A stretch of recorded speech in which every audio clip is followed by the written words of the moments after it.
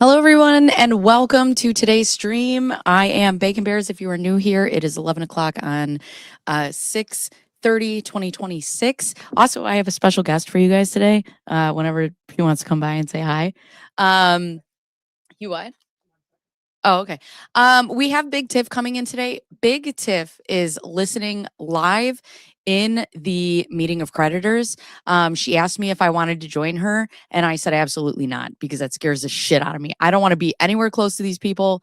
I like being as far as I can and talking shit on the internet. Yeah, I have space buns today. My mother-in-law is here. Parit is here. She will be saying hello for a minute, and then she's going to be doing stuff with the biggest little bacon. Hello, good morning. Also, Plan B. Hello, you guys are wonderful. Replay crew. If you guys are not subscribed, please consider doing so. If you are, if you can like, hype, do whatever, smash your face against the keyboard. That would be great. It always helps everybody.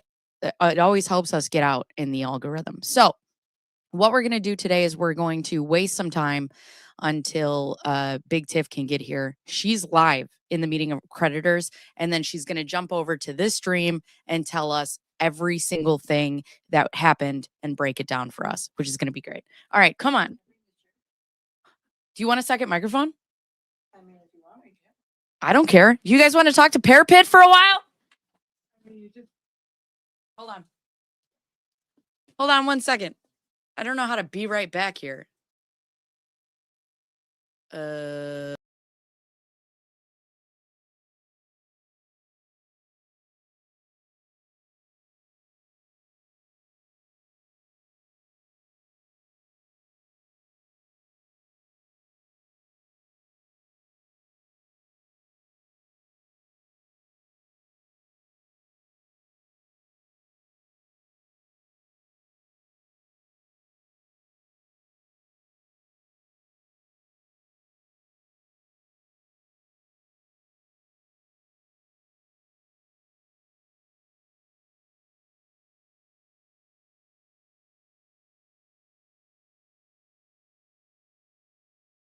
I'm not sure I want to. There I am. There you are. Hey, everyone. Say hello to Parit. Yay. You're on.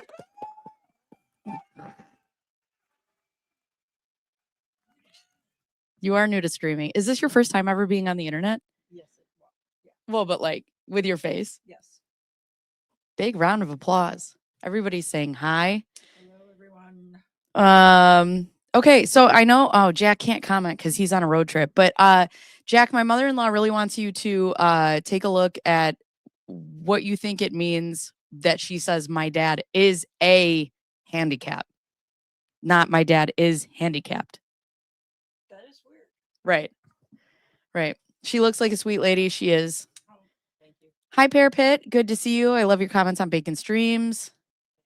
Oh, you've been. Oh, can't hear me? You've been muted this whole time. Okay. Am I unmuted now? You are unmuted now, and the people Okay. can hear you. Hello. Now you can Again? hear. Okay. Okay. Sorry. Thanks, Bruce. I got it. Oh, yeah. Yes. So now we have. Oh, they love the T-shirt. Not my monkey, not my circus. Not my circus, not my monkeys. Oh yeah. Okay. Or I can't. Yeah. Yeah. There we go. Okay. Now we have Parit. So I met Parit 14 years ago. Yes. And then married her son, and then here we are. Mm-hmm. So that's it. It's been a busy 14 years. It has been. And I just, like, from the moment I met her, I was like, I like this girlfriend. And I was very happy. And also I could tell, like, immediately that Mr. Bacon Bears was smitten. And it was because of your mother-in-law's funeral. Yeah. But he was absolutely smitten from the beginning. I'm like, oh, I think this one's serious. So when I first started dating my husband, I started dating him. It was like the last day of August, the first day of September. So October, November, December, January, February, March, April. So 7 months later, his grandmother had passed away. And it was then that you told me, because he was asking me to take lots of pictures with him and be in family photos, and he hates taking pictures. He does.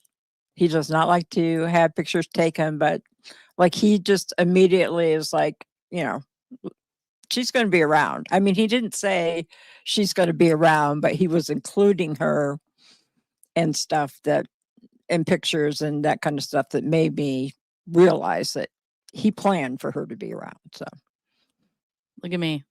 He knew pretty quick, because I know. I moved in right after that. I moved in April, May, and by June he had bought the ring. Yeah. I mean, I knew right from the beginning because he was different with you than he was with anyone. How did you get the name Parapet? So Bacon Bro set up my network at my house, and I live on Pear Street, but he called it Pear. He named my network Parapet. So I just borrowed it from there. The Parapet. Yeah, I have no idea why he did that, but I just took that. I love it. It's not very original. I stole it. Healthy relationship. Immediate block. Actually, I had to wear him down. I texted him 47,000 times a day. Your mother-in-law has to love the fact that you adore her son so much. Actually, there's a lot of times where me and my husband will fight while she's here. And I'll be like, Karen, come get your son. And she's like, actually, he's your problem now. So sorry. I did my job. I raised him, and I let him go out into the wild, and now you need to deal with him. Now he's your problem. Who's the guest? This is my mother-in-law, Parapet. We're just kind of buying some time until Tiff gets out of the meeting of creditors, which it's been an hour. So I'm curious. She's going to pop in whenever she has the time. What did I include in my dating contract with Mr. Bears? I included the fact that I get all of the in-laws. And that I still get to come to in-law gatherings because they have some pretty big parties. So I get to come to the parties. I want to take both my brother-in-law and my sister-in-law. He doesn't need them.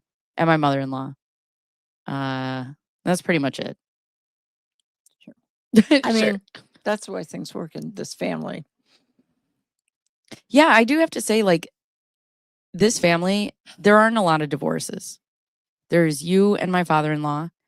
There's a cousin and his ex-wife, and that's really it. Well, I will tell you about my ex-husband's family. So every year, they one of his sisters, he has 6 of them, puts out a family calendar. Now, he and I have been divorced over 20 years, and it'll be 20 years this year. My birthday's still on the calendar. And not only is my birthday on the calendar, my second husband's birthday is on the calendar, and our anniversary is on the calendar. So it's just this family, you just, you don't lose them. It's blood in, blood out. It's a gang. Yeah, you don't lose them. They just keep including you. So which is great. You die. Like, that's how you get out of that family.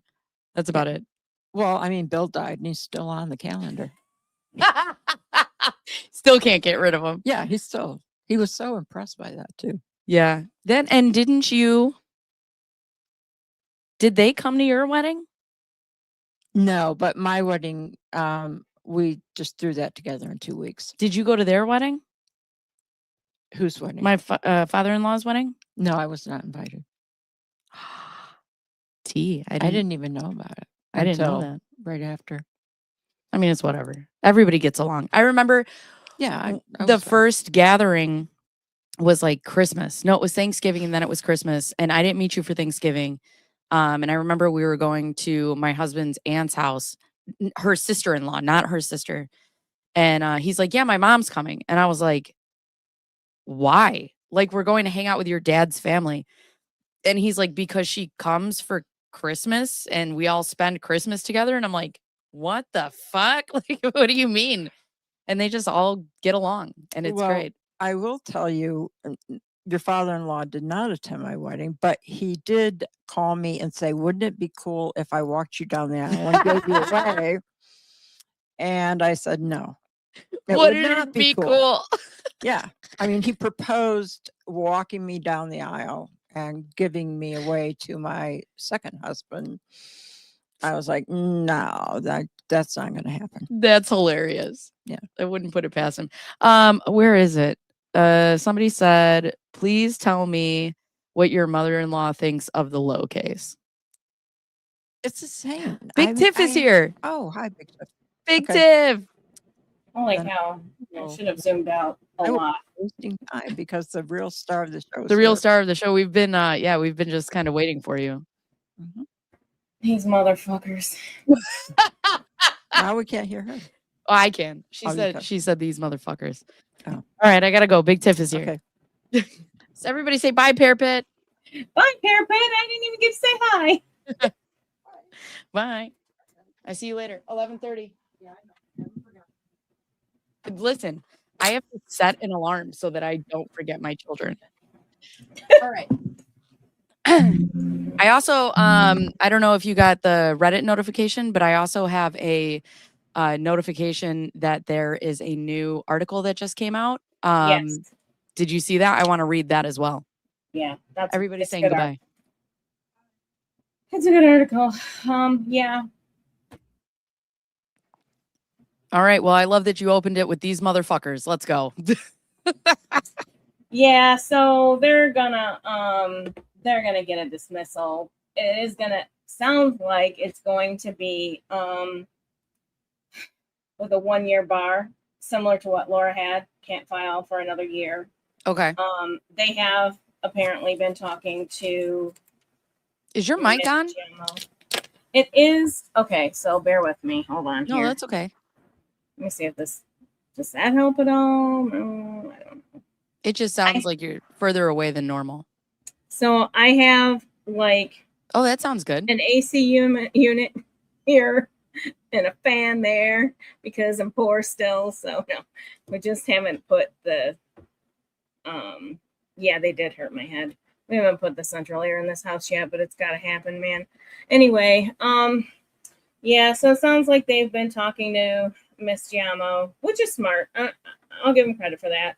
And they're working out a voluntary dismissal, which includes a 1-year bar, like I said, similar to what we saw in Laura's case, where they can't refile again for at least a year.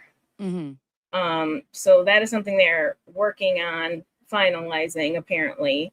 So no spicy questions got asked. Okay, first of all, right out the gate, Ron was still in bed. Like, Jan was like, oh, he's in bed. Should I get him? Oh my God.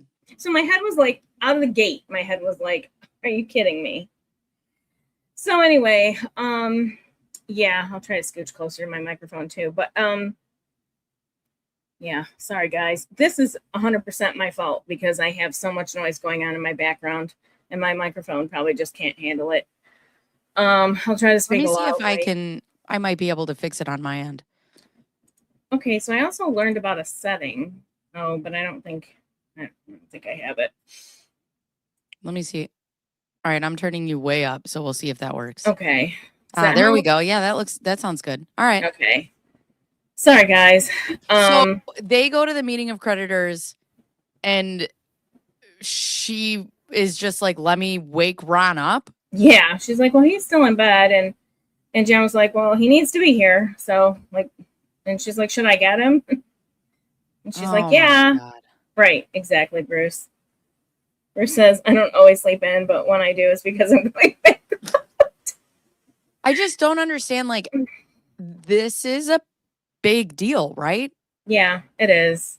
Even if you are working out an agreement, a settlement, whatever you want to call it, a get out of jail free card, which that's not what this would be, but anyway, you still should show up. Like you should still show that you are taking it seriously, that you're taking the court seriously, that you're taking the process seriously.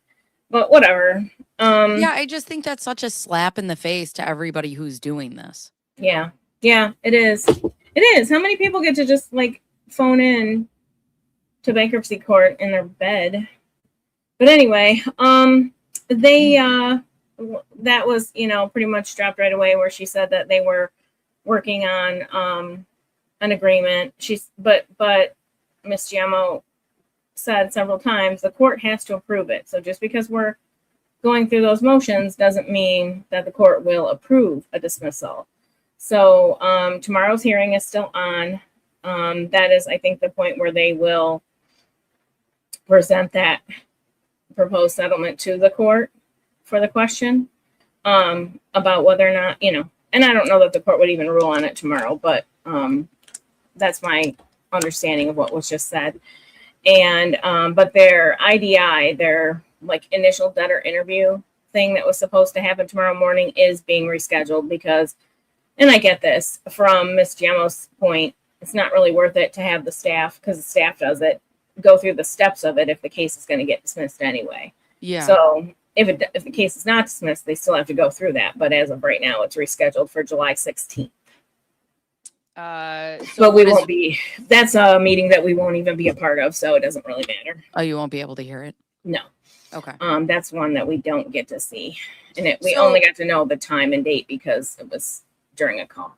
So when you're looking at something like that and you're going to get it dismissed, I know that with Laura, it was, you know, she can't file for another year. But when you go to get something dismissed and it seems like there's some sort of negotiations that are happening right now.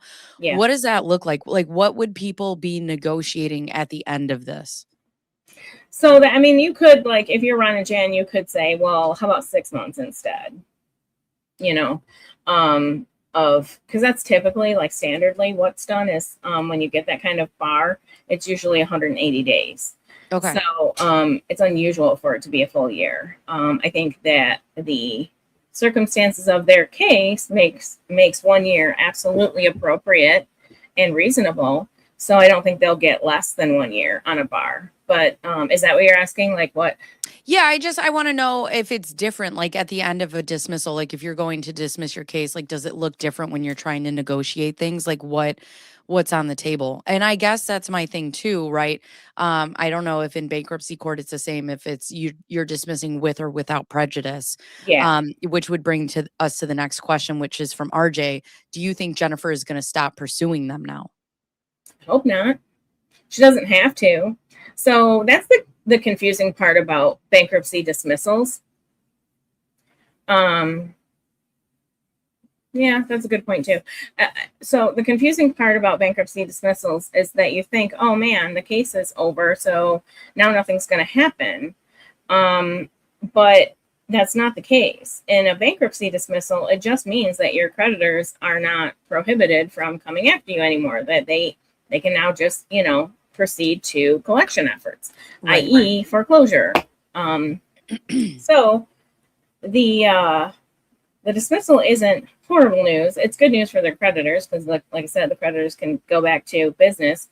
And it does not stop the government from investigating every single thing you said and testified to under penalty of perjury. Yeah, so even if you dismiss it and you're like, okay, we're done with this, they can still go through all your stuff?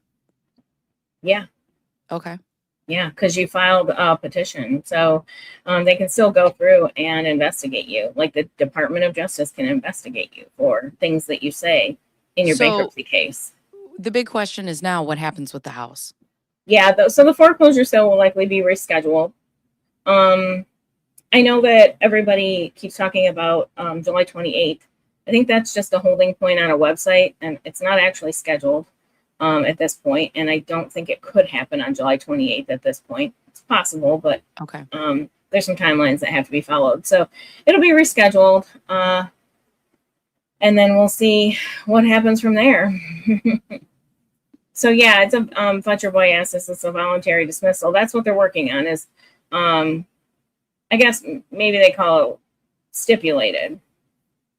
What did they call Laura's? Was it stipulated dismissal? Or is it stipulated voluntary? I can't remember right now. I don't know. But anyway.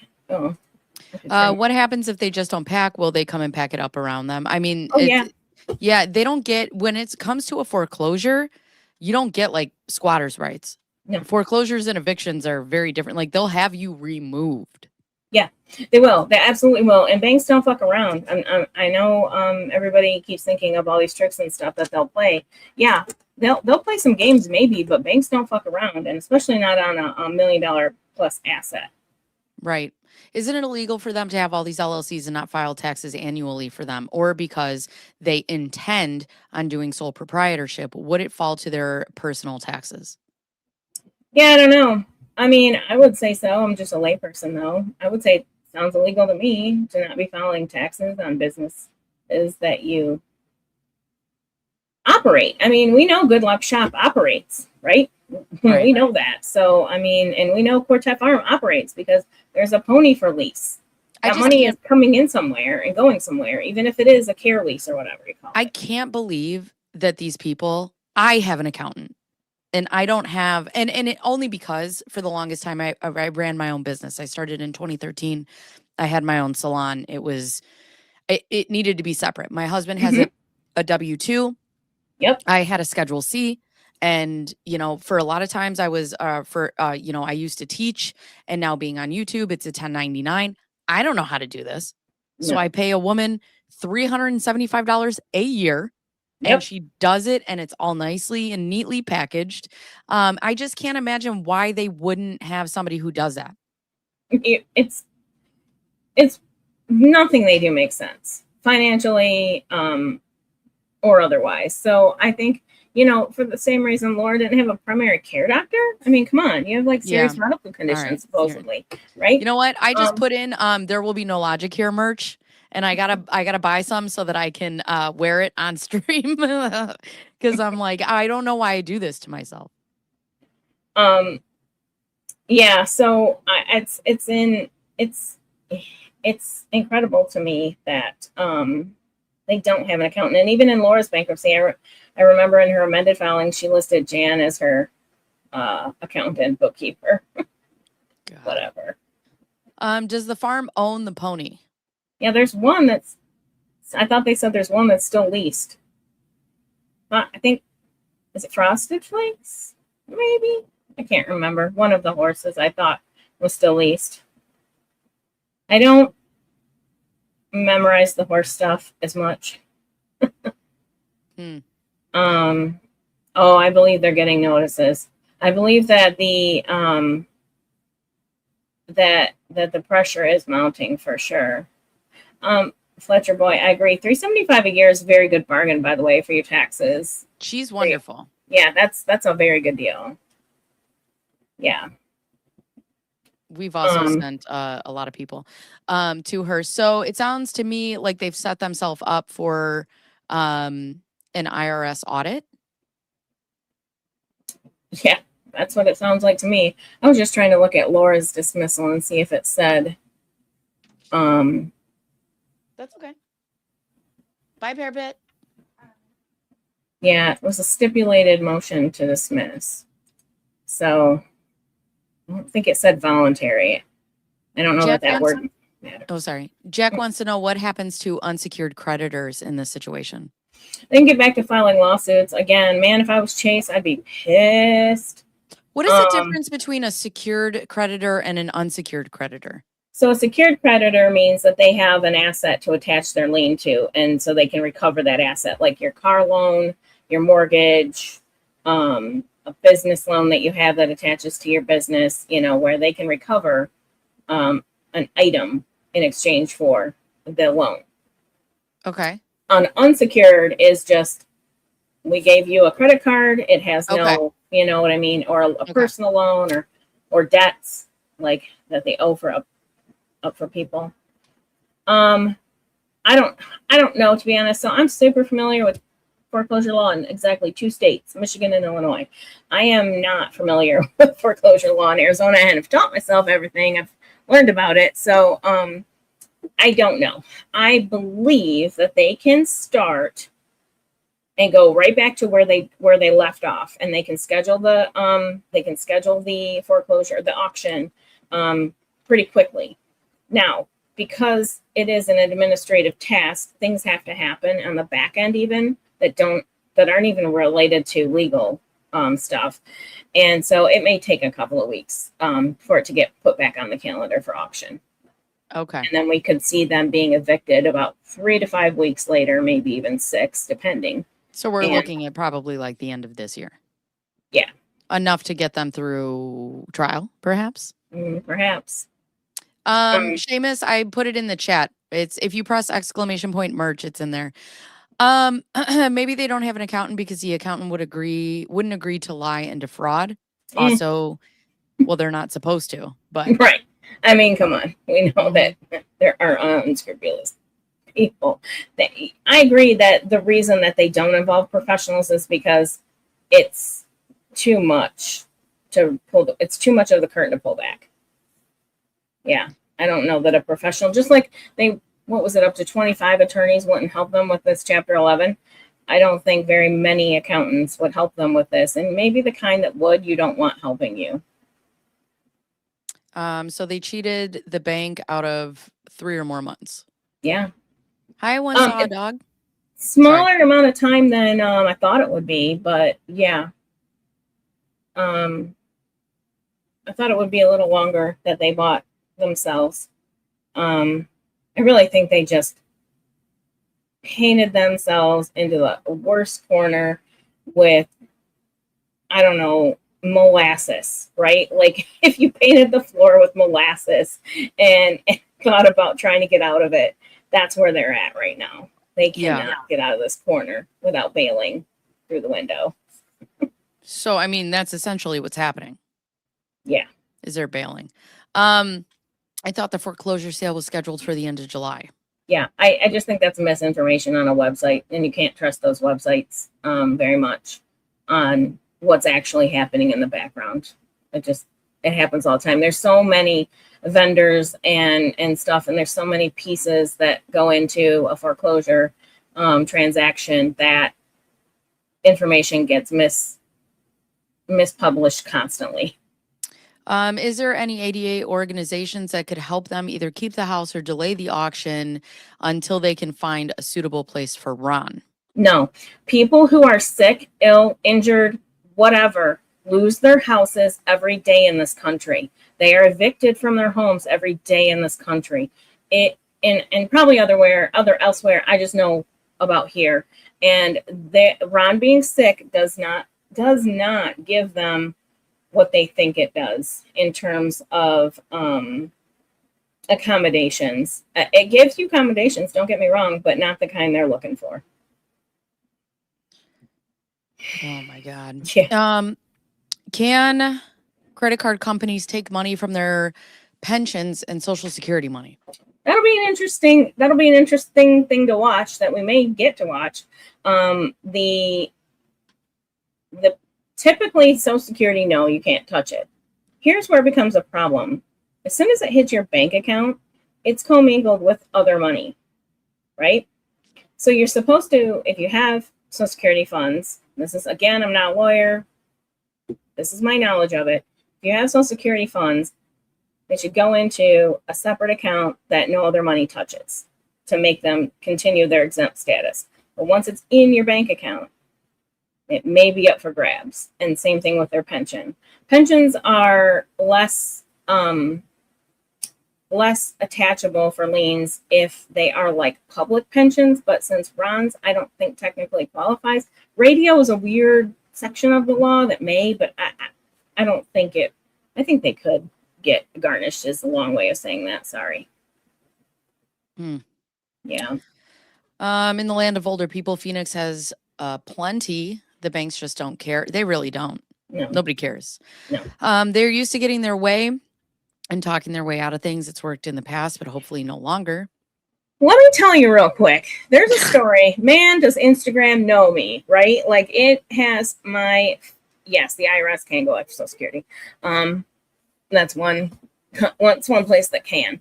My Instagram feed knows me, shows me everything Michigan and Arizona, right? And there is a case in Arizona where a man this house is like older than the state. I think it was built in 1902. And this man has owned it for 50 years. And the Arizona State University is filing an eminent domain case to take his house away from him because he refuses to sell it, because they want to build their medical center where this house is at. So when I say, What the fuck? little people get steamrolled so often, it's disgusting. Is that like the little guy from Up? Boots, I'd like to know where you got this information. I don't see it posted, so I would like to see that posted, not on Zillow, but on a website.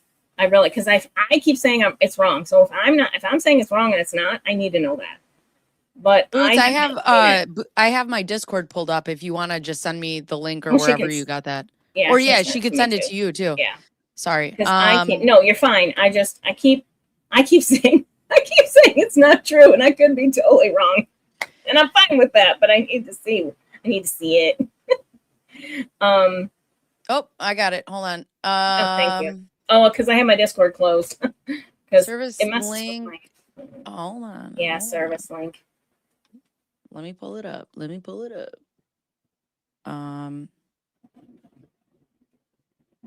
Let's see. Share screen. Oh, thank you. I see it. And yeah, Service Link is a service company that handles foreclosure stuff. I have seen houses listed on Service Link that are definitely not scheduled for foreclosure. So okay, that's so we have this. It could be right. I don't think it is, but I could be right. Yeah. Service Link is an auction company. That's when I said there's so many vendors. So like even the company that hired Service Link, it's entirely possible that the company that hired Service Link is not the bank or even the law firm of the bank. It could be so many links down the chain that the information is just not accurate. That's all. So I think Service Link would be one of the more reputable sites because it is one of the vendors lenders use. It is entirely possible that it's incorrect. I'm going to try something real quick here.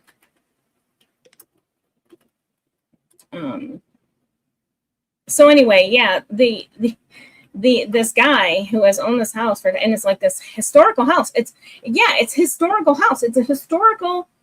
It's designated a historical home. And the university has filed this case, and then it comes to find out, I might do a whole stream about it, but come to find out that they don't even have in the section of where this house is at, they don't even have anything planned for it. It says it's designated for future use. It's like open space. So they just want to tear the house down. It's insane to me. Eminent domain makes me mad though, especially by a university, not a government. Because eminent domain is gross. Well, it says active postponed. Yeah, so let me check one thing. The credit has been in the septic tank at this point. Maybe that's what got caught in their septic tank and caused the situation why they couldn't file their papers. That's a good one. The septic tank that they likely did not actually fix. I sent Tiff right after the stream. I was like scrolling through TikTok and it came up and I sent it to Tiff. And it's that clip of Erica Girardi on Real Housewives of Beverly Hills. And she's like, there was a burglar in the house and Tom confronted the burglar. And then he rolled his car 5 times. And then my son had emergency surgery. And then like I was like, this is Jan. It's 100% Jan. All the things happened. All of them. Who would be the organization or where would the information be posted at? Well, it's public, so it'll be posted once it's actually scheduled with the we'll see in our state it's the county that does it. I think the county still does it. There's it's not scheduled yet. Wendy, I cannot imagine working my entire life to try to like be a star, and this is now my legacy. Yeah, because if you want to read that article right now, that's probably a good time All right. to do it because it's going to make you mad. You got it, sister. Auction party. All right, let's do Oh, that. the way I want to go to Arizona, especially if it's in the fall, and sit on the street with a tent and a chair and watch them be forcibly removed from their home while laughing maniacally is probably a little unhinged. I don't know. Tell me how you really feel, though. Right? I need to know. I'll be doing the I told you so, I told you so, I told you so. All right, let's get this.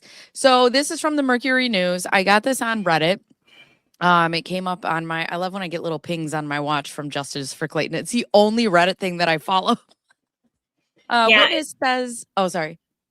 Well, and so this is by Martha Ross, who has been the reporter consistently reporting for Mercury News. I don't know if it says that out here. And is that but it's also, her. yeah, is that also the woman that was in the last episode of the podcast? Yes. Okay.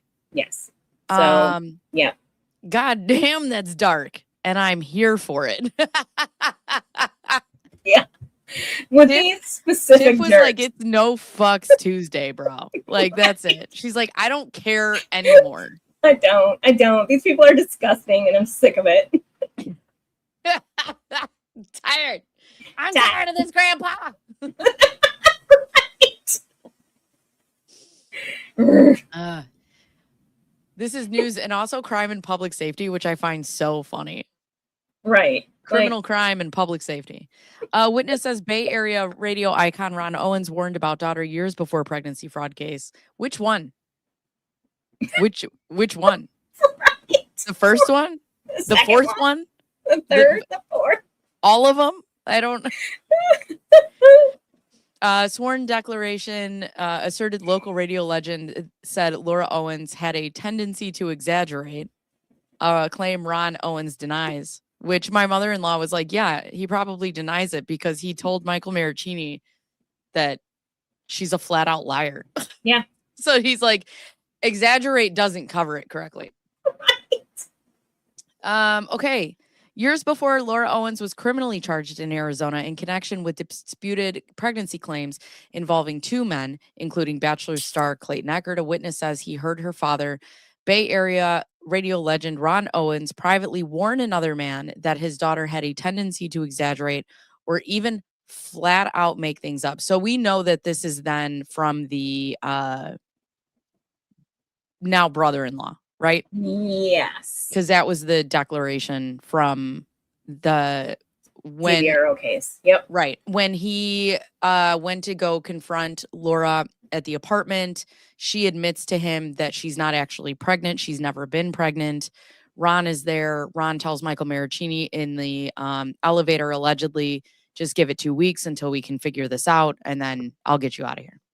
Which is funny. Like, we just need more time. Does that not sound like an Owens family theme? We just need more time and we'll figure it out. Sounds Right. like pretty legit to me. Right. How about you figure it out? Right. I'm out of here. Right. The former KGO 810 host allegedly made the statement in 2016 to Laura Owens' boyfriend at the time, a young San Francisco businessman named Michael Maricini, according to a sworn witness declaration filed in San Francisco County Superior Court.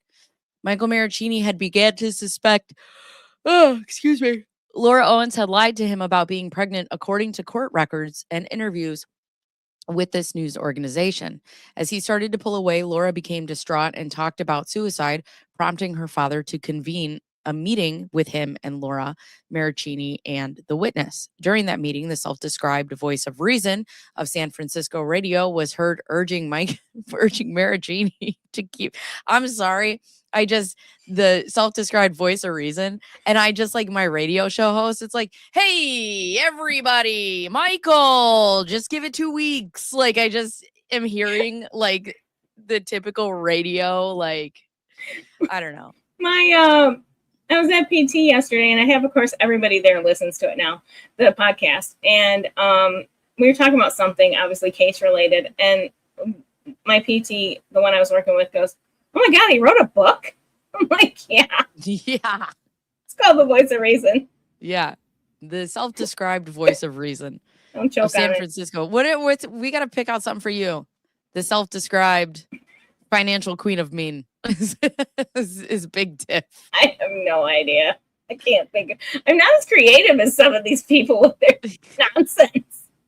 If I ever get interviewed for news, I'm going to be a self-described pork product. Right. Voice of Reason of San Francisco Radio was heard urging Maricini to keep seeing his daughter and promising to get him or to help him get out of the relationship once she stabilized. According to the declaration. Oh, I'm so sorry. I went for a 3-mile walk and then took a shower and I'm relaxed as fuck right now. Oh, nice. Ron Owens denies making this statement. In email statements to this news organization signed by Owens and his wife, Jan Black, he said Maricini's witness had every reason to discredit Laura and that the meeting did not happen as described. I've never said my daughter makes things up, exaggerates, or anything remotely similar. Not once, not to a friend, not to a family member, and certainly not to the witness, whom I've only met a handful of times. One of the statements says, "Oop, jump scare." Laura Owens, 36, was charged last year in Maricopa County, Arizona, with 14 felony counts of fraud, perjury, and evidence tampering, stepping from her disputed pregnancy claims against an Arizona man, Greg Gillespie, in 2021, and against Eckerd in 2023, the year after the Scottsdale resident starred in the season 26 of The Bachelor. She has pled not guilty and faces trials in the coming year. A Maricopa County investigative report and indictment allege that Laura Owens gave false testimony about being pregnant, altered medical evidence, and passed off another woman's ultrasound as her own to compel men into intimate relationships. The report also alleges that the aspiring self-help podcaster sought to increase her notoriety through lies and contrived evidence as she took the men to court to seek protective orders. With so marriage, pause. Oh, sorry. Can you pause for 1 second there? Sure. So that part, I think they've got some evidence because they kept saying her cloud. Voluminous. It kept saying, that her cloud indicated that she was doing it to increase her notoriety. And so, yes, exactly. So I do think now more so that there's more shockers we haven't seen yet. Oh, I just trial alone. Just let me see Discovery. I swear. I just want to see it. Pretty please. Just a little bit. Just the tip. Just the tip. Just show it to me. Just in 30 seconds, 20 seconds. 10 right. seconds. Yeah. Hold on. I didn't know if that was a finger or wiener. I don't know what's happening. Oh my God. With Maricini, Laura Owens also accused him of physical violence in on and off 17-month relationship from 2016 to 2017. Maricini denies ever abusing her and says her allegations and years of court action have hurt his reputation, career prospects, finances, and cost him thousands of dollars in legal fees. Cost him at this point hundreds of thousands of dollars in legal fees. Maricini, now a married father of 2 young children, is fighting Laura Owens' efforts in San Francisco to renew a 2018 domestic violence restraining order against him, even though he lives more than 700 miles away and wants nothing to do with you. Sorry, bitch. Laura Owens has said in court documents that she has had no contact with him for years, but in her petition to renew the order, she said she continues to feel harassed and threatened by him, in part because he has given interviews about their case. Have you not also given interviews online? Right, you wrote your own damn blog about it, and you lied about him. Like, you lied about him. Look in the mirror, bitch. I love the mugshot. Her petition was dismissed in November because she failed to appear in court for scheduled hearings. Laura Owens is appealing the dismissal, saying she had a life-threatening medical emergency related to a diagnosis of anorexia nervosa, according to the court records and essays she wrote on Medium. Ron Owens and Black have publicly stood by their daughter through the legal battles involving Maricini, Eckert, and Gillespie. They have said that they believe Laura Owens was pregnant in each case and have rejected allegations that she abused the court system. So I just want to say something about this real quick. The fucking beans. I'm never going to be able to escape them. No. Sorry, Were I you was here there for the that. beans Yes, yesterday? I was there for the beans. Ooh, from start to finish with the beans. For the Yes. legumes. The legumes. Bean blaster. The Bean Blaster 3000. Whew. Oh my God. I'm That like, was who needs funny. a puff function on that? I mean, I don't know. Whatever. I could make some really nasty jokes right now, but I'm gonna leave I that know, alone. right? But we're gonna move on from the beans. Malin, thank you so much. I appreciate you. So here's, you know what I was thinking about? I was thinking about you used her autism to say that you can't leave because your house is set up for that. She's, essentially a non-functioning human being, right? Because they're Right. claiming that she's so autistic. As a mother, oh my God. It scared the shit out of me. Jump scare. No. Back up. Go away, buddy. I told you. Come on, buddy. It's okay. It's okay. Mommy's here. Mommy's here. Come on. You want to say hi to everybody? Come here.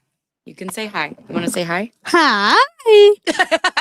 Hi. That's how everyone awesome. Okay. Bye-bye. We got chicken Go nuggets upstairs. upstairs, my man. You can have bumpers. This. Go upstairs for some bumpers. Go. We got chicken nuggets upstairs. Sorry. Yeah. It's okay. I get downstairs faster than you. I'll lock the door.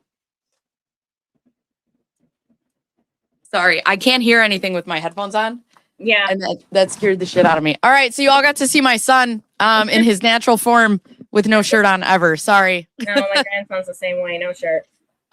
Yeah, he comes home. He's got to take his shirt off, his shoes off, and his socks, shorts all the time. Yep. But that was my worst nightmare happening in real time. Yep. So, That's why I was like, all right. I didn't have enough time to turn off my camera. Okay. Fuck. All right. I'm back. I'm a professional. Anyways. it's okay. Okay. So it's interesting to me that they talk about her being, autistic, yet your mother, okay, so I would assume if she's autistic enough that she needs to have somewhat of a caregiver, she needs to live in this house, that would be Jan and Ron, right? Like they would still continuing to be taking care of her. Mhm. Does it not bother you as a mother that your adult autistic daughter is out here getting pregnant by every man that she knows? Is that not a problem? If I Also- really thought, yeah. Go ahead. Also, coming from a parent, right, of an autistic child, if she is incapable of taking care of herself to the point that you have to have a home that is set up for her because she's incapable of holding a job, she's incapable of taking care of herself. Mhm. Doesn't that bother you that she's pregnant and wanting to bring children into the world, and what then happens to those children?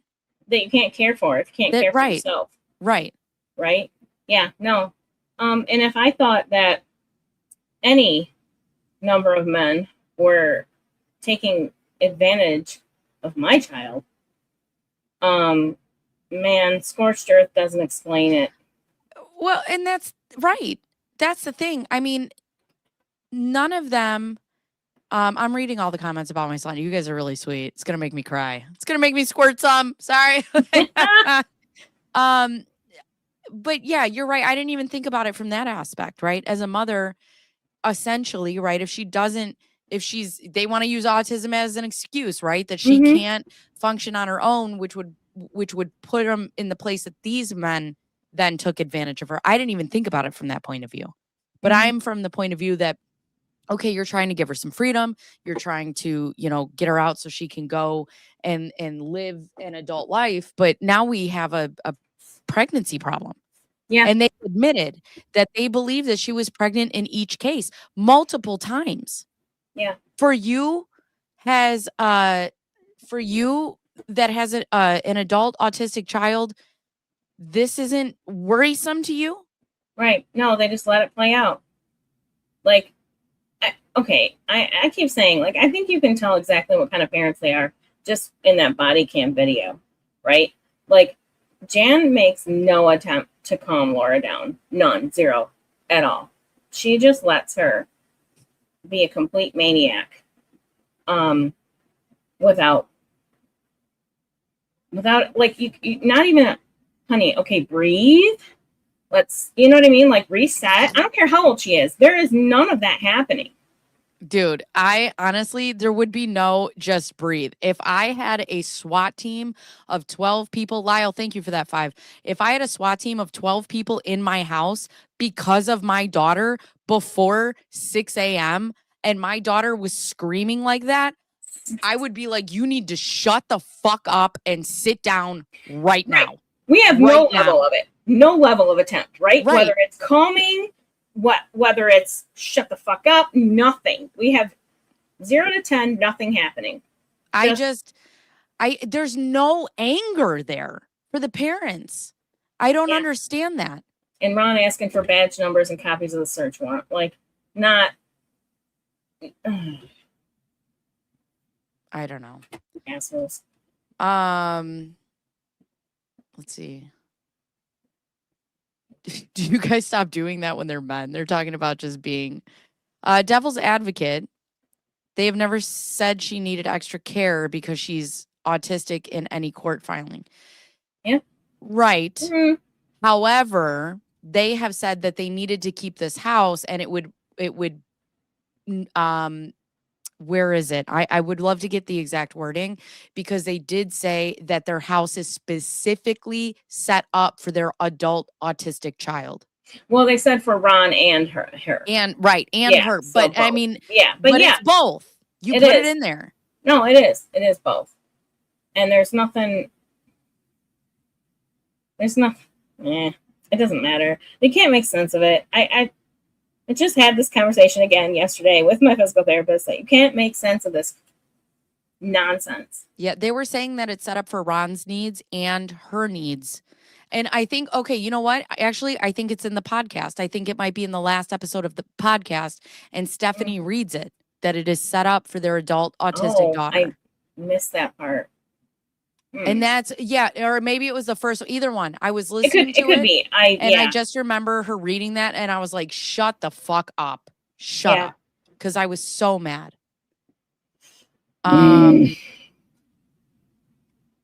But that, I mean, it's such an interesting thing that listen, as a parent of an autistic child, a profoundly autistic child, right?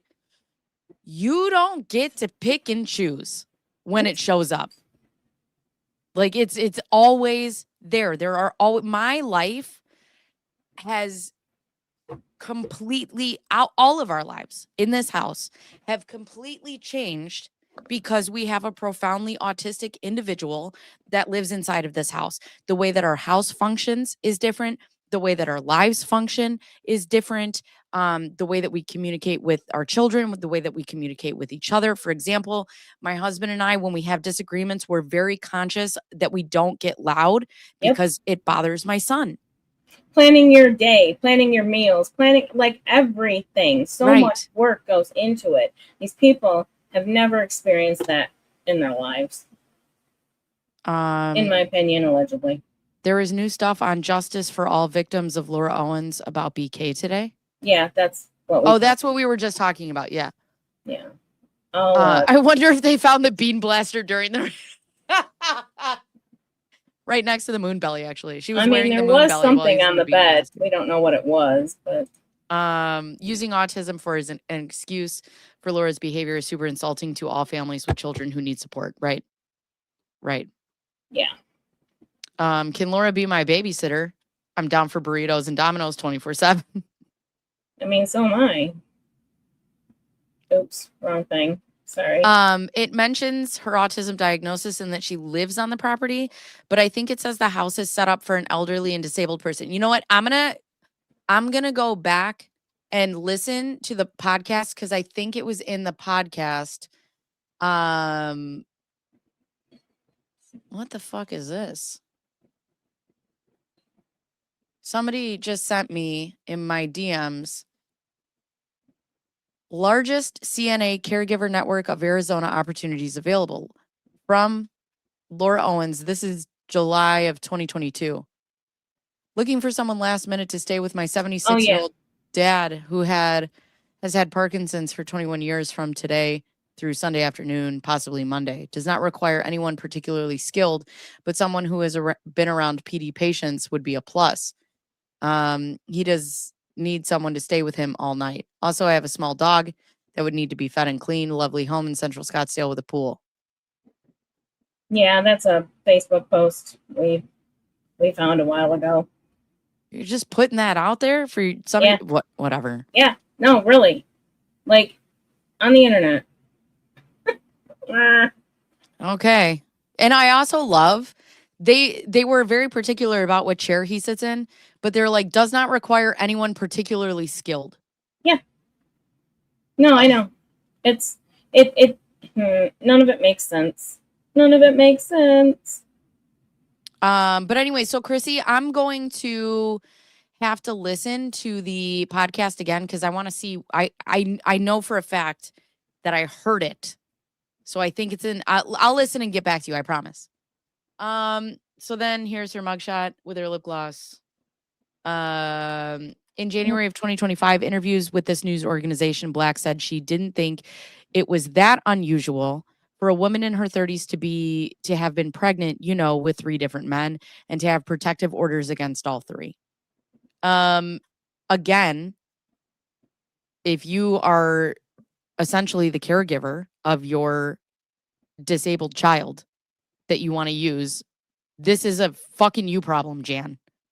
You should be doing better as a person, as a parent.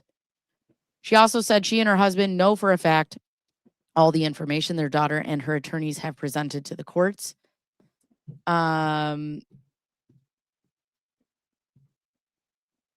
Let's see. In May 11, 2026 statement to the news organization signed by Ron Owens and Black, the couple said it has been painful for her to pursue these cases, and she has been very brave in doing so. Painful?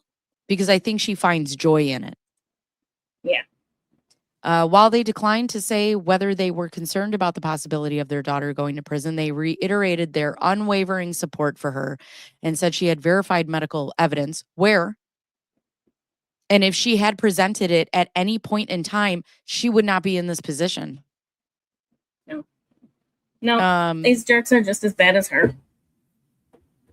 Verified medical evidence of her pregnancy and her alleged abuse by Maricini. Our support for Laura is rooted in firsthand knowledge of what she has endured emotionally, medically, legally, and psychologically over many years. Maybe as a parent, you could have stepped in at any time. I don't know. Laura Owens moved with her parents to Scottsdale in 2021 after Ron Owens retired from a Radio Hall of Fame career that spanned more than 4 decades. Her mother, Black, is a former KCBS reporter. So I want to tell you something. I have somebody in my DMs that I've been talking to who I have verified is very real, has been giving me a lot of information. I am going to ask them if I can share what they've told me on these DMs. But it's a lot of interesting information from before this happened. Yeah. Good Lord. So what accommodations does the House of Prime Rib have for autistic anorexic adults? Do they have black chairs?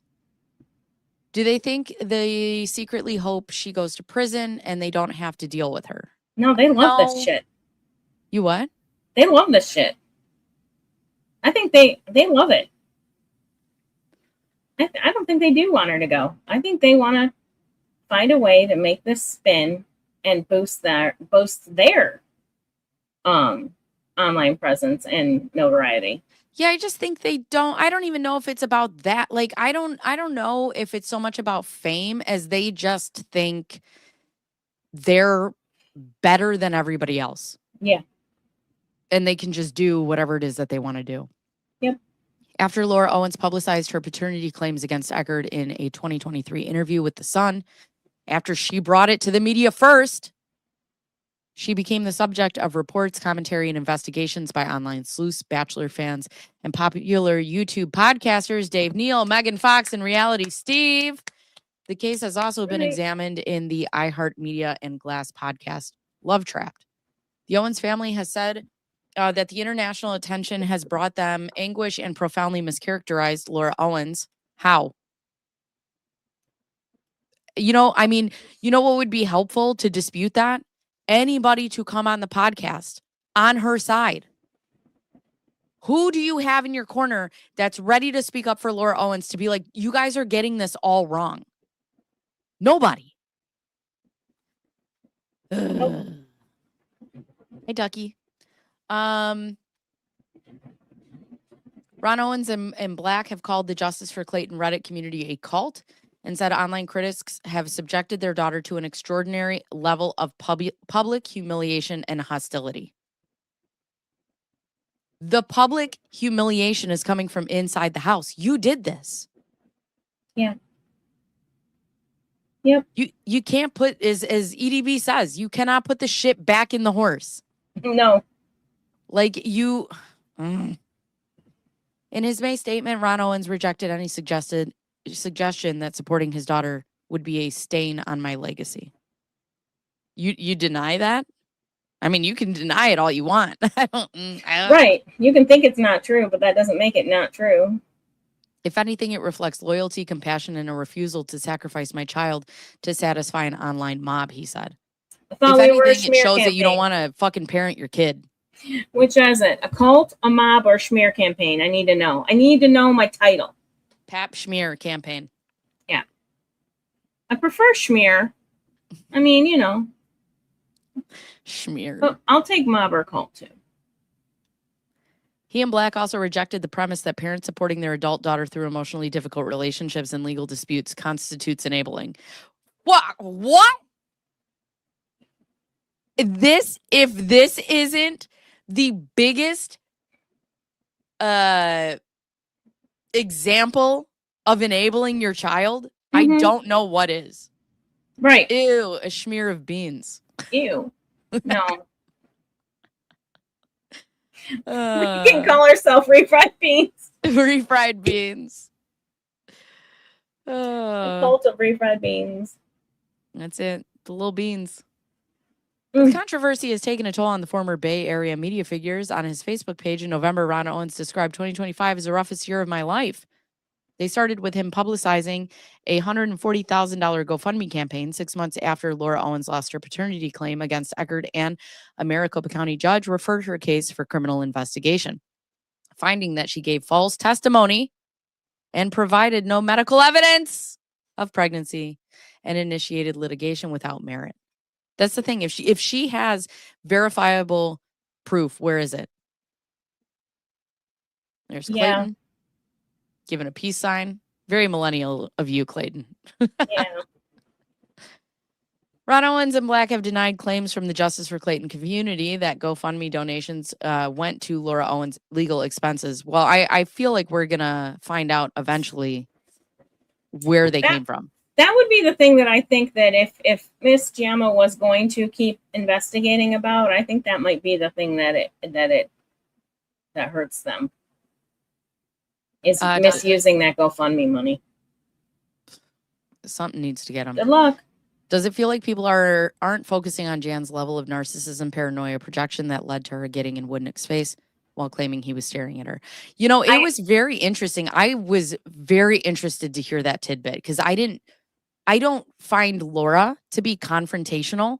So to see Jan be openly and outwardly confrontational, to even double back to come to him, I was like, oh shit, okay.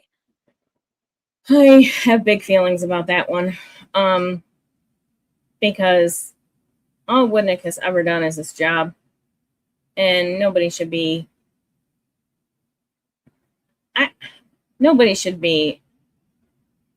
I don't know, accosted like that in a public courthouse. Page 4, paragraph 8. Do you have it for me? Chrissy, hell yeah. Did they disclose the GoFundMe on their bankruptcy? Did they have to? They didn't, and yes, you should. Any money, down to the dollar, you should. Yeah. Yeah, especially, yeah.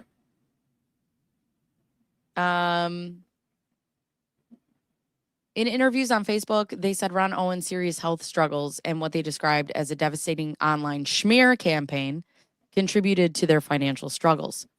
Me and Big Tiff did a very, very awesome video where Tiff had an Excel spreadsheet of how you've been doing this since you lived in California. Yep. So the queen bean. Oh my God. Good Lord. What happened with Woodnick? So in the podcast, Woodnick describes being at the courthouse and Jan and Laura walking sort of past them, but Jan doubling back to come to Woodnick and be like, do you want to say something to me? Essentially. And he was like, I'm not here to talk to you. Like, I'm here to see what happens with Laura. He had no reason to talk to her. She was like, why are you staring at me or something? And he wasn't. Like, ugh, God. Right. Ron Owens has Parkinson's disease, heart troubles, and has survived multiple bouts of cancer. Okay, I'm a little up to Martha right now. Heart troubles. If you talk to Jan, it's very serious heart disease, I think is how she described it. But heart troubles, I love it. Thank you. Heart troubles. Oh, you were trying to send the wording. Okay. I'm pretty sure what I'm referring to was the way that Stephanie said it in the podcast. So I'm gonna go back and listen. But I can't remember if it was the last episode or the second to last episode, the newest ones that she just put out. Let's see. Oh, here we go. The property has been specifically adapted to accommodate the medical needs of Ronald Stephen Owens, who is 80 years old, has lived with Parkinson's disease for 25 years. That's from the bankruptcy filing, yeah. Right. Okay. So yeah. Okay. So it's probably just the way that then maybe Stephanie interpreted it. Yeah, it could be. But that's where I was getting to. But even to put that in there as a sympathy play, the fact that you say that it also accommodates your adult autistic child, like, just pisses me the fuck off. Yeah. Hi, Hellville. In late January of 2025, Maricopa County authorities executed a search warrant at the Owens family property. Police body cam footage showed the search unfolding before 7 a.m. We know. I love this, that she put that in there. With Black trying to calm Laura Owens as she yelled at officers for coming before 7 a.m. Yeah, Martha's badass. As she double finger gunned the cops. Yes. And behaving. Again, showing off her privilege. Right. Oh, here we go. Survived 4 separate bouts of cancer, carries a cancer diagnosis, and has serious heart disease. Got it. And behaving toward her as if she had gone and killed somebody, quote, when all I did was get pregnant by the fucking bachelor. The couple who once owned a multi-million-dollar home in San Francisco's Seacliff neighborhood faced increasing financial pressure in 2025, leading them to file for Chapter 13 bankruptcy. A U.S. bankruptcy court judge dismissed that petition after they failed to comply with a monthly repayment plan and provide copies of their tax returns. On May 26th, their foreclosed Scottsdale property was scheduled to be sold at auction. They obtained a delay by filing for Chapter 11 bankruptcy on May 22nd, but have since asked the court to dismiss that petition. So we have that. Elizabeth Ann Naylor, age 69, is a primary caregiver and provides daily medical care, medication management, and physical assistance. Their adult daughter who has autism also resides on the property. That's the end of that sentence in the bankruptcy filing. Also resides on the property. Displacement from this property would cause severe disruption to household organized entirely around the medical needs of an elderly, seriously ill resident. Right. Yep. So I think, okay, so the bankruptcy filing is right. That might have been what Stephanie was reading from, and like I said, sometimes the way our brains take in information, it could have just been the way it was said out altogether. Right. You know? I'll listen to it again because I didn't read the bankruptcy filing like that, like word for word. Mhm. But it was my understanding through the way that I heard it that they had said that because they have an autistic child, like it was also set up for her as well. Yeah. Because I remember Stephanie was saying too that she's newly diagnosed. Chrissy, thank you for doing that. I appreciate that. Yes, absolutely. Was she diagnosed through telehealth too? It was probably a drive-through, actually. You can just drive through. Every time I have something good to say. No, it's okay. I think Ron is definitely ill, but it's exaggerated for their benefit as needed. Yeah. I mean, I think as he ages, things are going to become more true, right? Like, Right. It doesn't take away from the fact that he's a total dick. Ugh. Yeah, or she just took a quiz. I took a quiz one time online and it says I'm a genius, so I believe same. it. You know. Same. Laura Owens also filed for bankruptcy, though her case has since been dismissed. During a February 9th creditors meeting, she said she had never earned income on her own, saying, I really been supported by my family, which it doesn't matter if you've been supported by your family. That's still some sort of income or transaction happening. Some of the questions surrounding Laura Owens and her family first surfaced in her conflict with Maricini. Unlike Eckerd and Gillespie, who dated Laura Owens briefly, Maricini had a longer relationship with her and said he got to know her parents. He said he regularly joined them for dinners at trendy San Francisco restaurants where he'd hear Ron Owens talk about his closeness to Nancy Pelosi and Gavin Newsom, and see fans and celebrity friends, including Bob Saget, greet the radio star. God, his wife is beautiful. I love her so much. I don't want to be creepy, but man, I could listen to Danielle do a podcast about growing potatoes. She is so fascinating to me. So I want to talk to her. I've reached out to Mike and I'm like, hey, you think I could get both of you? Right? Or just Danielle? Like that would be great. Like you're cool. I like you. I like it. Do you think I could just talk to Danielle for a while? And like, please talk to Danielle. Because that would be great. That would be great. But she's just also, she's stunning. Now my son's trying to break into this room. Oh my gosh. It's like, what is she doing? Maricini and Laura Owens. Also, he loves being on camera. So that's his thing. Now that he got a little taste of the microphone, he's like, I can just go in there. And, right. I can be on YouTube. Max, go upstairs. Go get in the pool.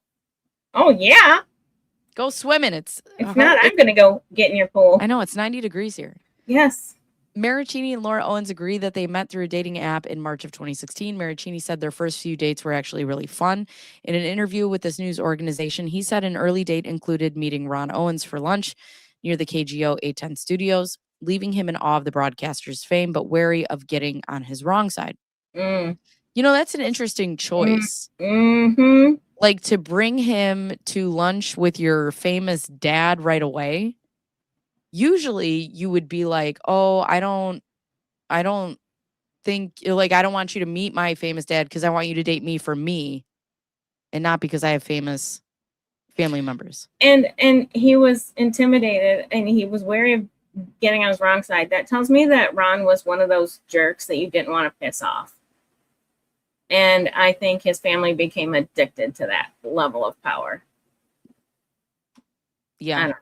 Yeah, I think they're used to getting away with shit. Yeah. And I mean, the number one thing that says that to me would be the body cam footage. The fact that she could scream in the fucking faces of police boggles my mind. She went from, you all have your own guns, I've never seen a gun in my life, to being just like, fuck you guys. Yep. That's crazy to me. After Laura Owens told Maricini she was pregnant, he let her parents know that he and Laura were not ready to become parents. He said Ron Owens later sent him a text expressing gratitude that he would support his daughter through an abortion and saying he felt as if he had gained someone like a son at this point in my life. This was like 2 months in. Mm-hmm. And I think her sister was already dating the other guy.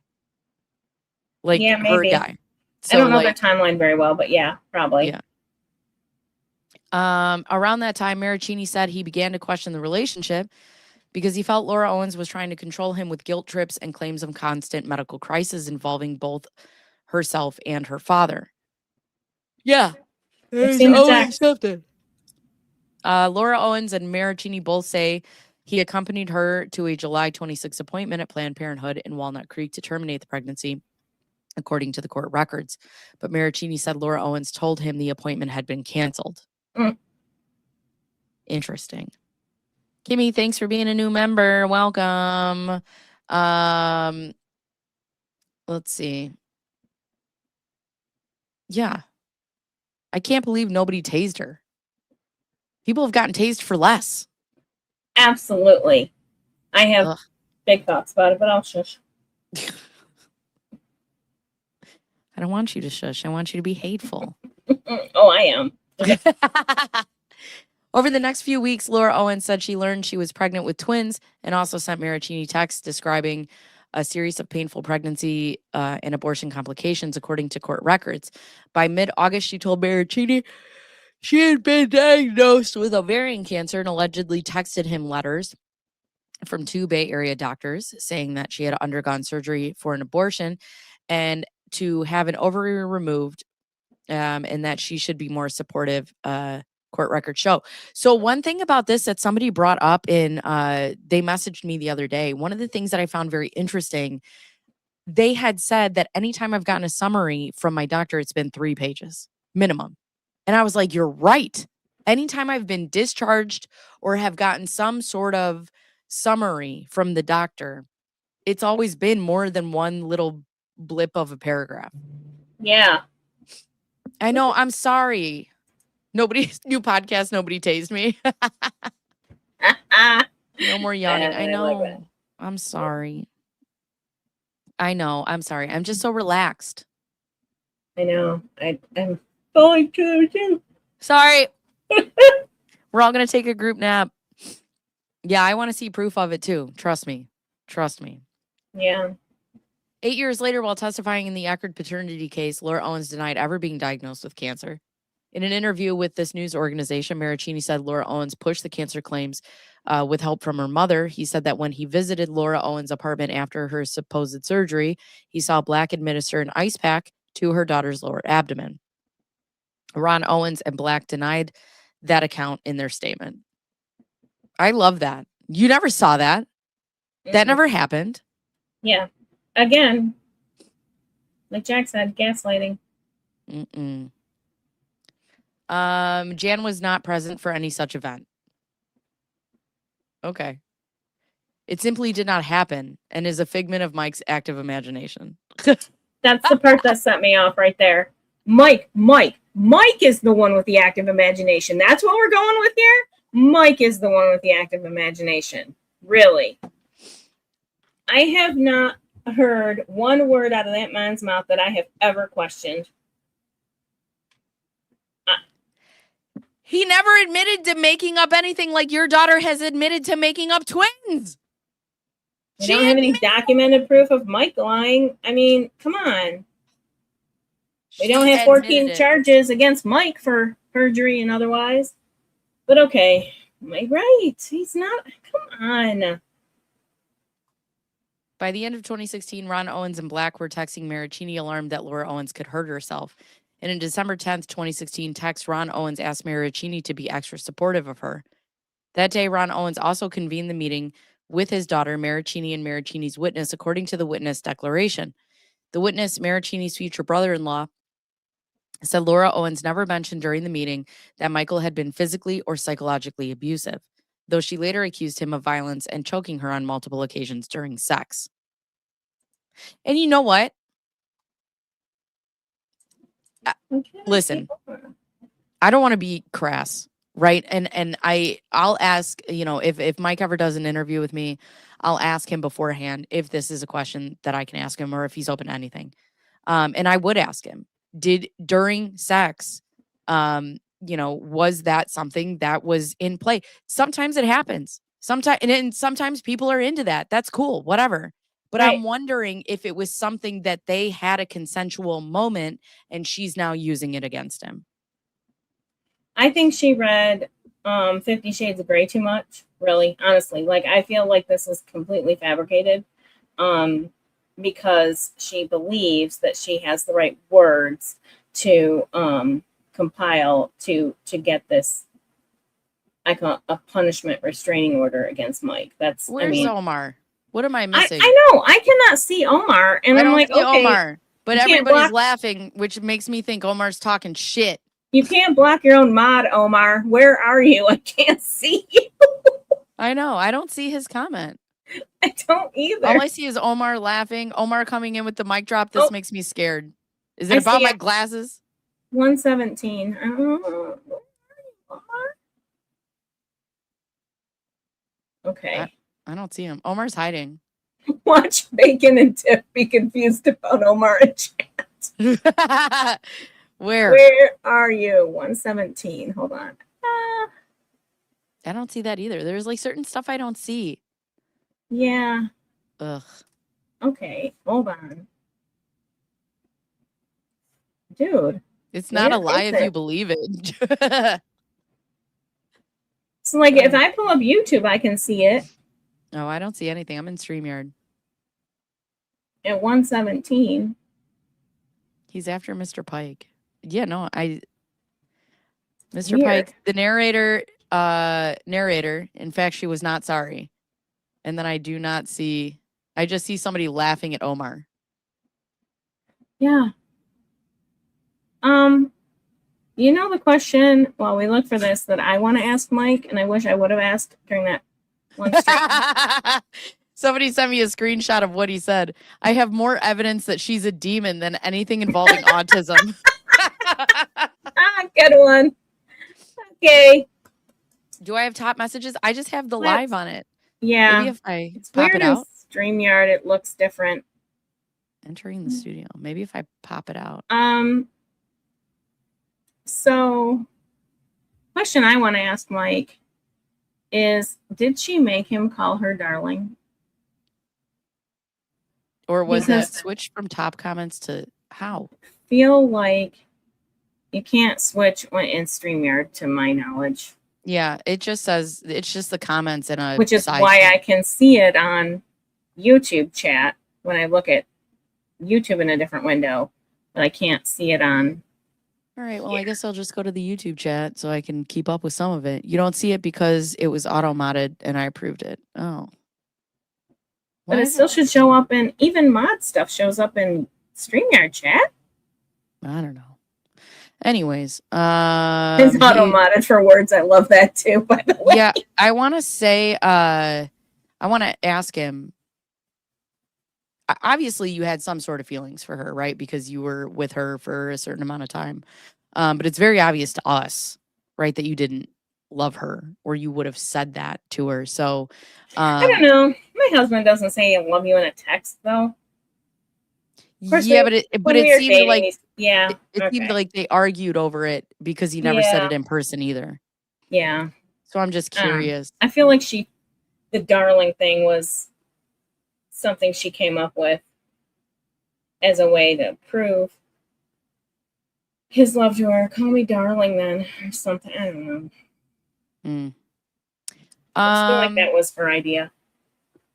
The declaration was filed in San Francisco Superior Court as a part of Maricini's effort to show what his lawyer called Laura Owens' emotional manipulation and to counter her domestic violence allegations. Maricini said he continued to see Laura Owens after that meeting because he still cared about her as a friend and hoped she would get help. He also said Ron Owens and Laura Owens offered him what sounded like a lucrative new career possibility at a time when he was out of work and looking to change careers, co-hosting a podcast with Laura Owens on millennial dating, even though Maricini had no radio experience. Half a year And 2 international trips later, Maricini said the podcast idea fizzled and he finally cut ties with Laura Owens in the summer of 2017, which I'm interesting. I'm interested to know how that went. I really want to know. That's a big question that I have. Same. In their statement, Ron Owens and Black denied ever pressuring Maricini to date their daughter, and they said they offered only generosity. I'm sure. As for the podcast, their statement said no offer was made, no contract existed, no payment was ever discussed. So we have the text messages. So Right. either Ron Owens is a liar or Laura Owens is a liar. We have the Well, text. They're both liars. Isn't it evil to dangle a fake job in front of a guy you supposedly love? All of this is evil. All of Yes. it's evil. At the end of 2017, Maricini and Laura Owens had several tense encounters in her San Francisco neighborhood after she saw him with a new girlfriend. Maricini filed a police report, and Laura Owens countered with a petition for a restraining order alleging domestic violence. She literally fucking Uno reversed him, which is so sad. There's a deep hatred that he excludes towards me, and I am afraid for my life, she wrote in her petition. Okay. Maricini then and now denies he was ever abusive. He said he only wanted to move on from his experience with Laura Owens, which is one reason he agreed to stipulate to the original restraining order in 2018. Well, and also with the restraining order, I'm not allowed to reach out to you. You're not allowed to reach out to me.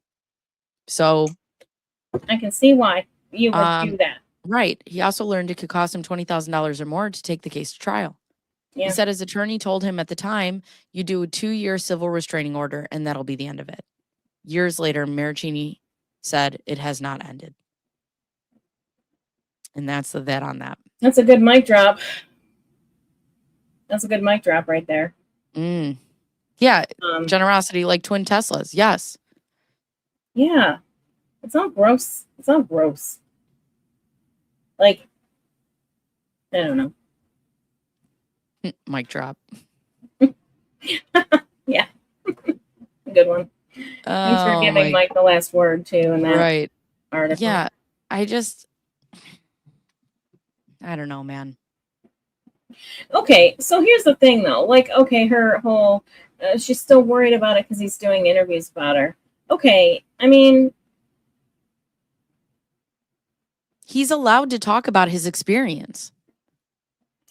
Also, like, really bad people give interviews and there's nothing that their victims can do about that. Like, it's not against the law to give an interview.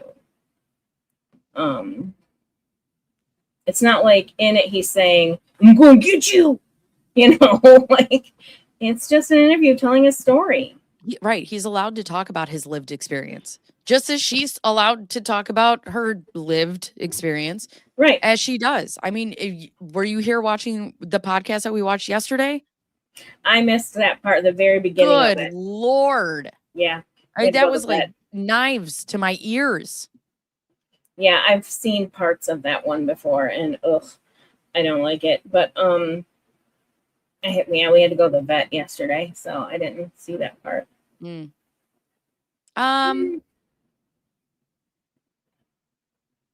can see it both ways. Yeah. I think so. For me, I think she's gonna want to. Oh, I think she's gonna want to. The same way I think Corey Richens wanted to testify. Right? I think she did want to tell her story and get it. Like, you can tell by the way she did in her sentencing story. Yeah, I just think with Laura's very clear on you have some of the story, but not all of the story. Right. And she has to give you the pieces to put together, where I think someone like Corey Richens would just tell a completely different story of what happened. I think it's like Sarah Boone. Like, yeah, this happened, but this is why, or this is how, or yes. You know, good point. Yes. You know, I think she'd want to explain what he made me do those things. Right. She'd want to explain what the prosecution is bringing up. Yeah. And admit it happened, but yeah, I don't know. Yeah, I gotta say, there were a lot of people in my comments that said that that doctor hadn't removed the interview, that she also stands by it. Which People can be gross. it's a credibility problem for me. I don't, I don't, we're all people. We're all gonna say shit or do shit or make mistakes. If that was me and I'm trying to run a integrity-based podcast where I'm giving people advice, I would come out and say I'm sorry. I think Lo will take the stand and testify on her own behalf, then cause a commotion, have a medical emergency or something else to get out of cross-examination and cause a mistrial. I have Either to let the puppy out. I'll be right back. Oh, yeah, no problem. Either way, she's going to draw out the process as long as possible. She's like a cat with a lizard playing with her victims. Yes, especially because he is responding to requests for his story interviews. He isn't doing TED Talks, starting a blog, posing as an expert survivor. Right. Right. And I think she's mad. Who's reaching out to her? Nobody. I would. I should. I should reach out and see if she wants to do an interview. Do you think she would have gone after Mike for a renewal if he haven't come out with all the evidence against her? Yeah. Yeah. I think, like I've said before, right? I think that Mike Maricini is the cornerstone of her entire livelihood, right? She wants to be the self-help podcaster. She wants to be the hero. She wants to be a domestic violence survivor. And without Mike, there is no base for Greg. And she got a win with Mike. That's the other thing. She got a win with Mike, and those small wins are going to encourage her to keep going. And when Mike, that brick of Mike falls, that's it. It's like Jenga, and he's straight from the bottom. If Michael Maricini gets dismissed or evidence proves that she lies, everything that she has built on top of that very first story completely falls. That's my opinion, but I think she absolutely would have gone against him. And I think she does the renewal because she takes it as a win. She keeps winning with Mike in her brain. She's winning every time that she can get a DVRO on him and she can control some aspect of his life. She wins. Right. He isn't using his story to gain attention or a platform.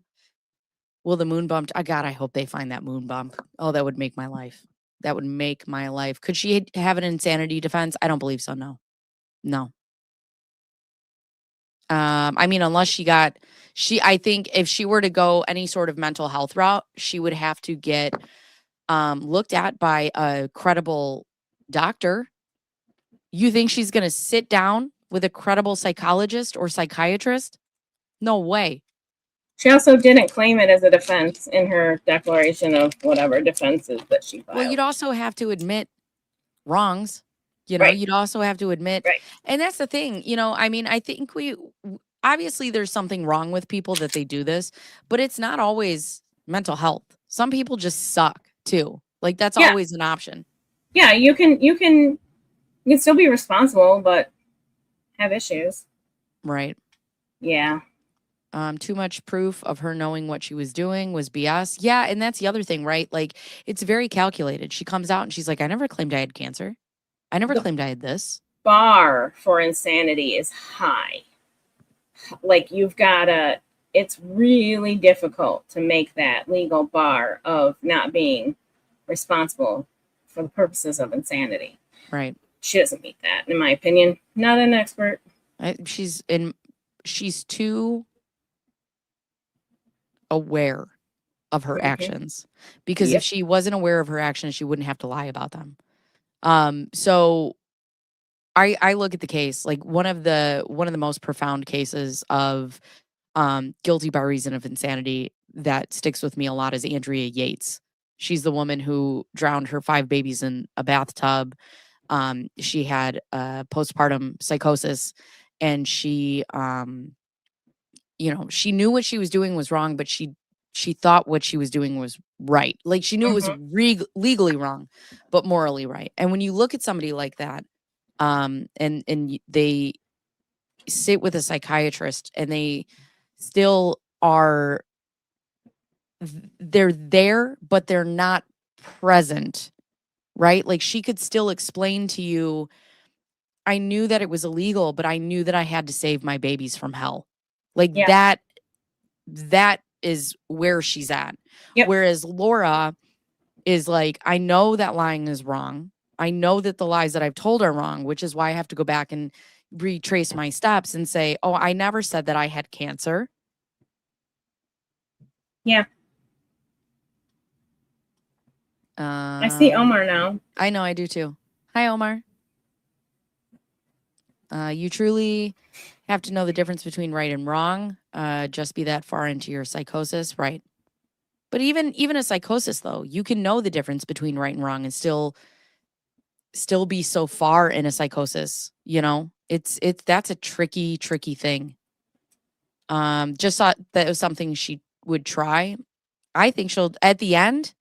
I'm very interested to see what she does.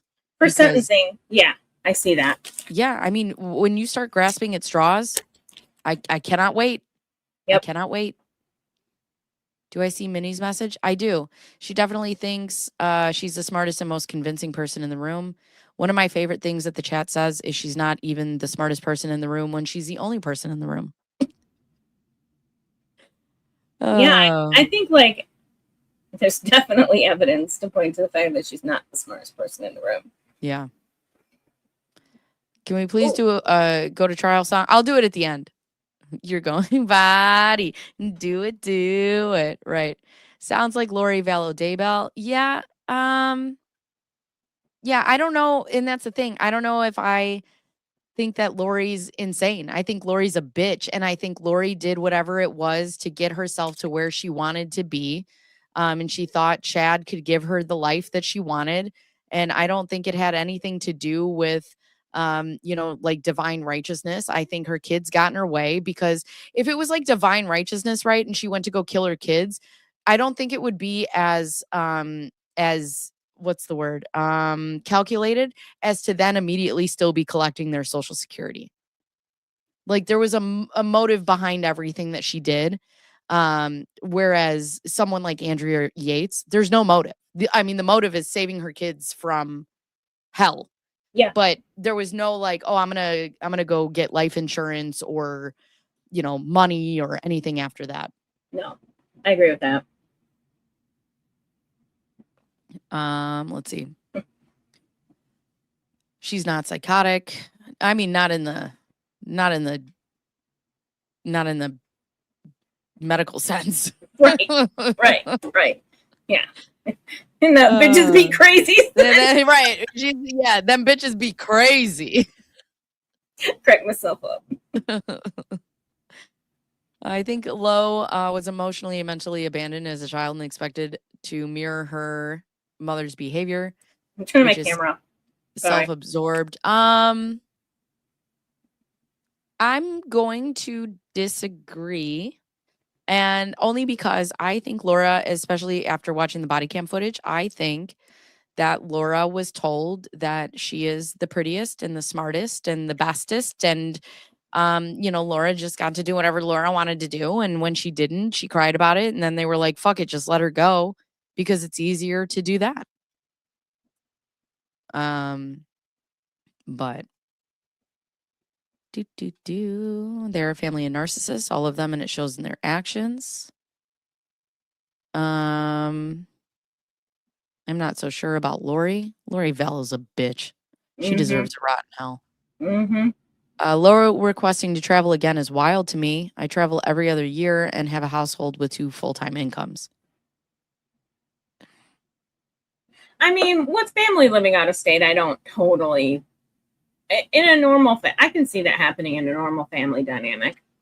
Can I just ask though, like, again, I always put myself in the position of looking down the pipeline of fucking 14 felonies. I wouldn't leave my house. I'm not leaving. Like, I just don't, I don't know. I don't know. If I was going through all of this, I wouldn't be like, ugh, I need a breather. Like, don't you take this seriously? No, which is why I think you're going to trial. I hope you go to trial. I turned my camera off so you didn't have to watch me eating. Well, you're gonna watch me eating, so Mm, I got my beef stick, bitches. I don't like the way my mouth moves. Let's see. Big Tiff Dog. Check your DMs. Yeah, she's gone a lot. She's for somebody. Listen, I have no felony counts against me, and this bitch has traveled more than I have. Oh my god. I have YouTube pulled up too. I have. Who's Dr. Patrice Berry? That's the other thing. How the fuck is she traveling with no money? Plane tickets, gas. Gas is at an all-time high. What are we doing? I have something to share. Hold on. I have to make sure I understand it completely before I share it. Oh my But God. it is breaking news, so It is breaking news. it's I don't know if you want to call it breaking news. It's never before heard to my knowledge. Bigger But question. I have to find it. Who wants and- people are taking care of their children? Listen, I'm desperate to get out on a date. Not I.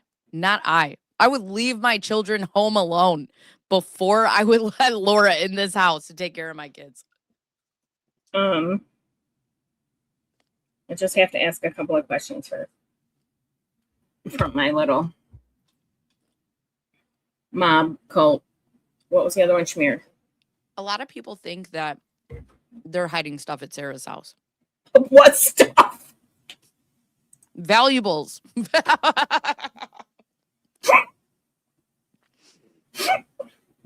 Valuables. Have I'm not trying to be mean. Uncuttable Seriously. screens. I'm not being mean to the commenter. I'm not. It's here's the thing. I do think that they have stuff in their San Francisco storage, if it's still there, which I believe it is. That it might have value, like collectibles and stuff. You can't be on the radio for 40 years talking to presidents and Bob Saget and not have something to take away from that, right? I don't see anything in that Scottsdale house worth much. That's because it was all still in boxes. All right, guys, I'm writing down Dr. Patrice Berry. I don't know who that is, but I'll have them on. Okay. So, you want to hear some hot goss? Oh, wait. I do. I'm ready. So, we have learned that Tell me all about it. Laura's driving around in a new car. She's got a new car. Yeah.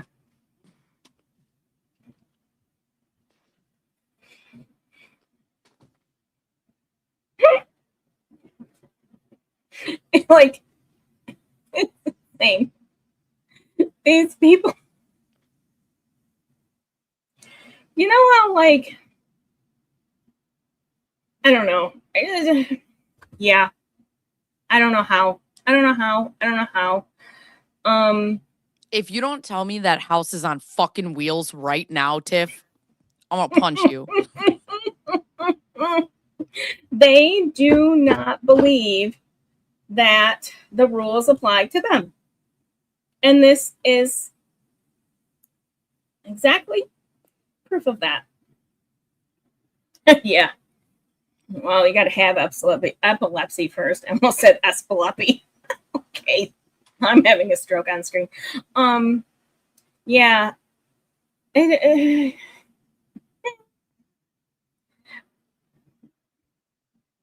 Yeah, it's a Nissan, I think.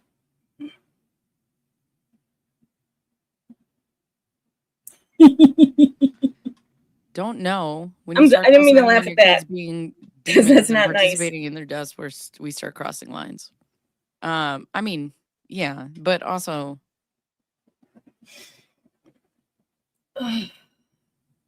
yeah. no, I know. Um, Anyways.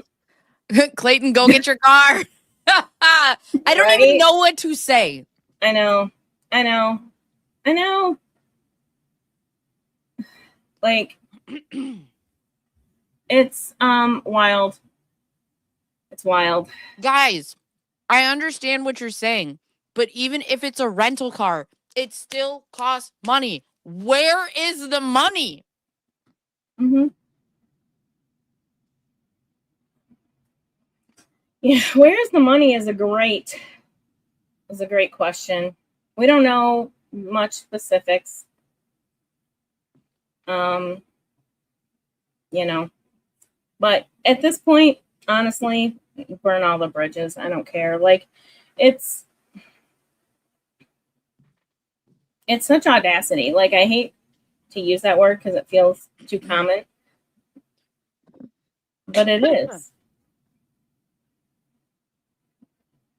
And for all we know, they got big cash for it. They're not spending their money on anything. What is the background here? Yeah. No, like how do you, I guess, can you tell us how you know that information? No. Okay. Sorry. No, that's okay. No. You don't have to believe me. But I don't say stuff I don't know. Okay, if it's a rent. No, I just meant like, how do we know, right? So we would have to wait for more details. But that's the thing. Yeah. Even if it's a rental car, or I mean, the only thing I could understand is if she did get a loaner because there was some sort of car accident. Information does not indicate that it is a loaner. Okay.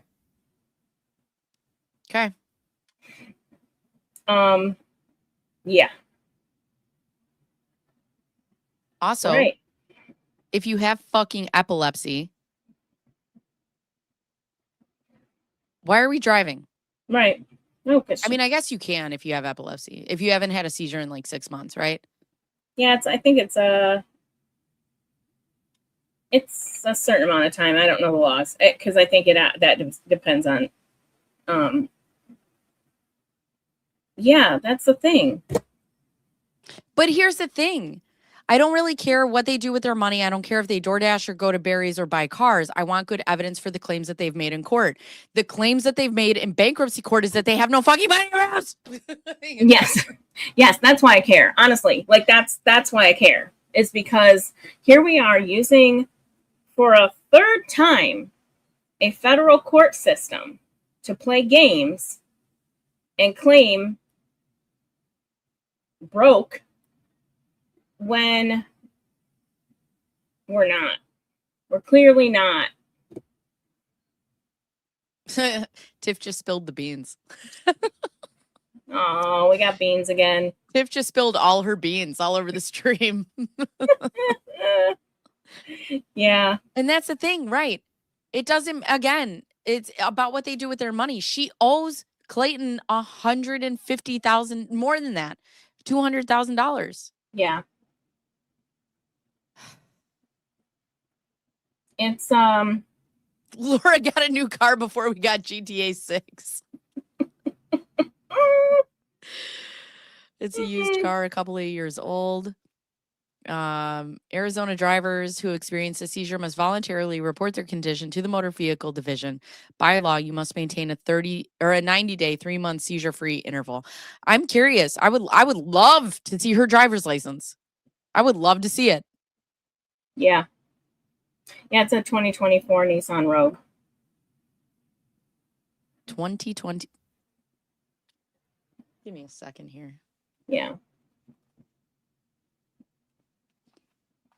Laura's bankruptcy case is dismissed, but her parent, Bruce, her parents pay all her bills, man. Bruce, are you really Laura Owens? Whose side are you on? Don't be DA-ing me right now. All right. So this is a Nissan Rogue. I'll just look at the big, or I'll put in year 2024. Oh, it's only 2026 available, but we'll just look, whatever. So you're looking at $31,263. Yeah. Explore payment options. If this is a new car, let's see how much she would. Oh, I can't do that. Mm. I want to see what the payment options are. But let's see. If you go back, I'm gonna go. At the they're bottom. anywhere from $30,000 to $50,000. Yeah, it depends. Yeah, I'm sure it depends on options and all that. I'm gonna go let the dog out real quick. Hold on. All right. Why buy new? She could be leasing it too, but leasing is expensive. Her old car was a Toyota, I believe, was on the it was on the bankruptcy. That's not Bruce, that's Greg. It's actually Greg. I know someone who's on meds for borderline, and that med is also used to treat epilepsy, like same general dosage. The treatment looks more or less the same, but this person is not epileptic. Okay. Hold on, I'm gonna go back and chat because chat just exploded. Chat exploded. So I'm gonna go back up. So we got to the car. Let's see. Maybe it's a loaner from the shop. They said they know it's not that. Asking about the pink plate. Show me the money. That's what I want. She doesn't have money to pay Clayton, but she has money to get a car. If it's not a loaner, right? If we assume that it's not a loaner, they'll just lie and say Sarah bought them their travel tickets and they are staying in town with her. The lies are gonna get you. Yeah, I don't know, man. Let's Sorry. see. Yeah, the last one was a Hyundai. Oh, it was okay. I thought it was a Toyota. A Hyundai Tucson. Okay. Yeah. Monthly payments for my lease were cheaper. Right. Well, it doesn't matter though. Even if they're $200 a month, she still doesn't make that. She's claiming she makes zero money. She makes no monies, which is why she can't pay Clayton.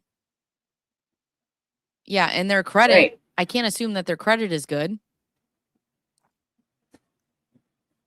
Yeah. She probably just surrendered her previous car since she owed money on it. Maybe. Yeah, I don't know, man. I don't know.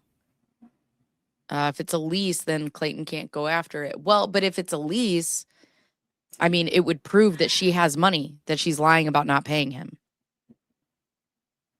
If she's able to pay for the lease. Yeah. So. I mean, who knows? That's wild. Right. And that's the thing. Right. And I don't disagree with Bruce. Like I want all of her stuff that she said to be proven in a court of law. I want her to have evidence for the things that she said, but I also want the victims to get what they're owed. And as of right now, before the criminal trial, Clayton is owed over $200,000. And he should be getting that before she gets a new car. Yeah. Actually, did Laura's bankruptcy case get dismissed by the judge signing the order finally, or is it still pending? No, it got dismissed. Yeah. Yeah. The Owens installed a couple of grab bars in the bathroom and spray shower head with a hose and a shower seat. That's the definition of setting up a handicap accessible household for them. I just joined. I wish Clayton said he didn't want her to travel because she owes him money and isn't working, and she should be looking for a job, not vacationing. I don't think that doesn't matter. matters. Yeah. No. Oh, Malin, thank you. Do not contact anyone about Lowe. Do not. Who's going to? Not me. Not me. Yeah. I mean, I don't encourage people to do it. No, but I don't want to go real life with nobody ever. You have to have proof of income to lease. That's a good question, but I would assume Yeah. so, because they're going to want to get paid. Mm-hmm. Malin, thank you for that super chat. I appreciate you. I would definitely think after both filed bankruptcy, those go on your credit report. No getting financial without an obscene interest rate. Yeah. I can only assume that their interest is insane. I mean, with all those charged off credit cards, yeah. I have not watched this yet, so I don't know. I have not seen it. Yeah. I mean, there was a lawsuit, so we know about the fraud. Yeah, I haven't even gotten to that far yet. Then I would like to see the loan application because they can do nothing but lie about employment. Mm-hmm. Parents would be incredibly stupid to buy a vehicle at this point, even if Lowe's name is on the official registration. Let's see. I mean, they wouldn't even pay for an attorney, so. Do they still have a storage unit in California? Because they filed half-assed documentation in their second bankruptcy, we don't know more than we knew back in August. This case has me defending banks. Right. Right. And that's been the exact opposite of my personality for decades. But yeah, Right. like I said, if I was Chase, I'd be pissed. She would have had to provide proof of income on her last auto loan, but she's never had a job. So what did she provide them? Yeah. Unless, Okay. well, So I guess she had a payment because I was going to say unless she paid cash. No, if we go back to Giamo's documentation request, it specifically stated on there that she wanted all loan applications for the last 3 years. The courts would look at a car as a necessity, so they can't take a car away for payment to Clayton. Yeah, I mean, I think it's just a joke when people say, get your car. It's not gonna, you know what I mean? It's not gonna happen that way. If she owes money, then can't he go to the banks and get a bank levy? What is that? I mean, I know he's got I don't know, but I know he's got a judgment filed against her. I don't know how. Yeah, I mean, he could, but I think the creditors meeting, or not that, what's it called? Debtor interview. What's it called? The court one. Where Woodnick filed to go have her financials reviewed. I think that has to happen first. I highly doubt a loan is involved here. I would not be surprised if she had some cash that wasn't declared and used to buy the car. And that's the other thing, right? Like, even if that is the case, even if it is the case, you owe victims legitimate money. Yeah. Yeah. Jan said in her... Oh, in her hearing, yeah. So she had to pay for that. Maybe the car she bought with GoFundMe as drives them about. that GoFundMe money's long gone. Long gone. When they foreclose, I hope they do not let Lowe move out of the state. Part of the bond is to not leave the state. I don't think she's going to be able to leave the state until they're done with whatever it is that she's doing. Even with probation, I don't know if they would let her move. I don't know. Oh, God. What we do know is that this family has no morals or audacity. A bank levy requires a legal court action first, usually for a limited amount of time, and don't work if the person doesn't have a bank account. Huh.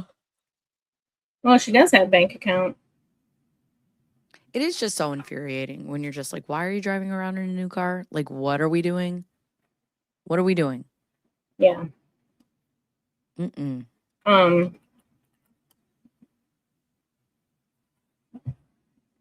you can have your probation transferred to another state, but both states have to approve it. And pre-trial is different than, yeah, I don't know.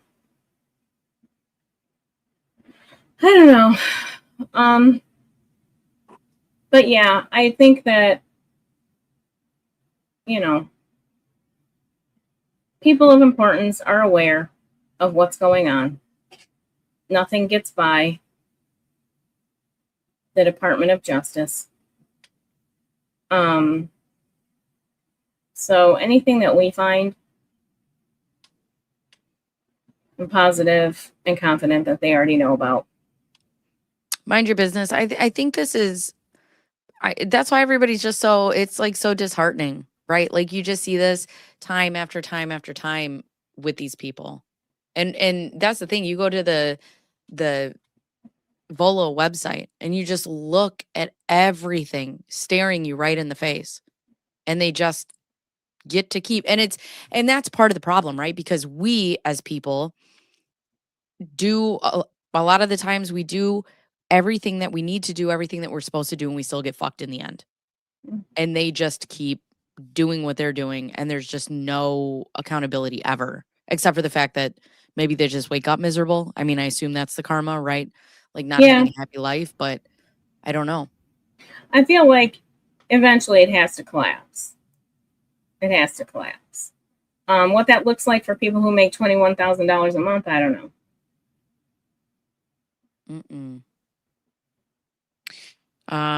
Yeah, we all need her to spend time in prison for sure. Husband is over here saying no violent convictions. Typically, they have no issues with changing states after the conviction or sentencing. Yeah. Yeah. I guess if they sold the horses, they might have cash on hand, but that should have been disclosed in the bankruptcy file. Everything should have been disclosed. There's so much information that should have been disclosed. Yeah. In every case. Not Yep. even just the bankruptcy, in every case. Yeah. I don't know. It's very frustrating. It's very frustrating to watch all of this go down, and like literally we have no information. How is that fucking up the case for Laura? The appeals court is going to overturn it because the public wrote the DA in outrage over her BS. Why does someone who's never had any money have a bank account? Great point. Well, I mean, you set up bank accounts for like children when they're born, so it's possible. I'd contribute to a GoFundMe to get Clayton his money just to spite Laura. I know it costs money to do anything, and it's infuriating if he can't collect because it doesn't make sense financially. Yeah. Well, and I mean, really, ultimately, Woodnick needs to be paid, right? Right? Yeah. Seriously. Mm-mm. So, yeah, they just, some people, and that's the thing, right? Like some people just live a different life than we do. They just live a different life. And you know, even if you did get away with it, like I just personally, I don't think I could handle the guilt. no. I couldn't handle the guilt of like fucking over a bank, or like, you know, like that shit would weigh on me. Yeah. 100% it would, and it should. No. I don't He's think not, so. and also he's not identified necessarily as a victim in the criminal case. It's only Yeah. Greg and Clayton. So, And I I don't mean, know. two identified victims live in Arizona, so Right. she lives there. I don't know. It's insane. I saw a case out of Michigan. The guy had less but similar charges as Laura, and one of his bond conditions was no internet. That would be great. Mm-hmm. That would be great. I would like to know what courtroom that was in, please, because you know me, I love me some Michigan courtrooms. Because again, no, there wasn't enough money to satisfy all their debt. Oh God, no. The unknown number case, Kendra Lakari, when she went to prison, I mean, like immediately, she was given a tablet and she was allowed to talk to her daughter. The talking to her daughter thing is wild. Why they allowed that is insane. Because especially, I mean, I've read the just 900 pages of redacted discovery. It's not even all of it, and it's disgusting. And so yeah, she was, and the only when she went on what's it called, after a probation after parole, after she was released from prison, post-release monitoring, that's what they call it. Anyway, that was when she wasn't allowed to talk to her daughter. But while she was in prison on a tablet, like immediately allowed to talk to her daughter. Could you imagine Laura falling in love with a guy and having to tell him that if he marries you, he'd be responsible for $200K? You wasted in pointless litigation. Could you imagine Laura telling a guy the truth? Yeah. No, not me. She wouldn't tell him. No. Is Mike not listed as a witness? Yeah, but that doesn't make him identified as a victim from. Yeah. So like Clayton and Greg are both courts. listed as victims, but Mike is a witness. Right. It weighs on you because you have a conscience. Yeah. That's ugh. True. They really don't. Like, it's so gross. I don't know. I mean, I want to see her have consequences for her actions. And that's the thing that's so frustrating is like now it's a car, right?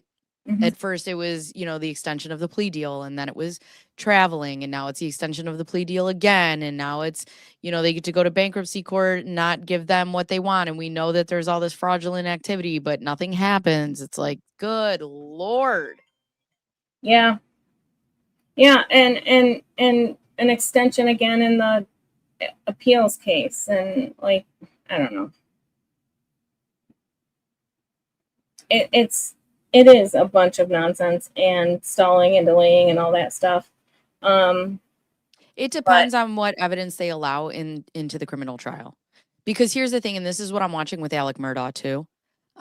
So I just got to the point, I'm watching the Alec Murdaugh case again.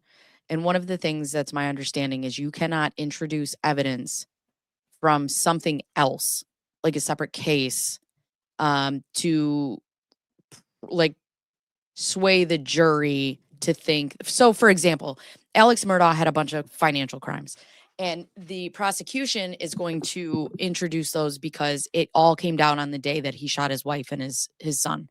And so they're going to bring it in as motive as to why this happened. But they have to be very careful because you cannot just say in a trial like, oh, well, she did that or he did that, so then he must be guilty of this too. You have to prove the murder case.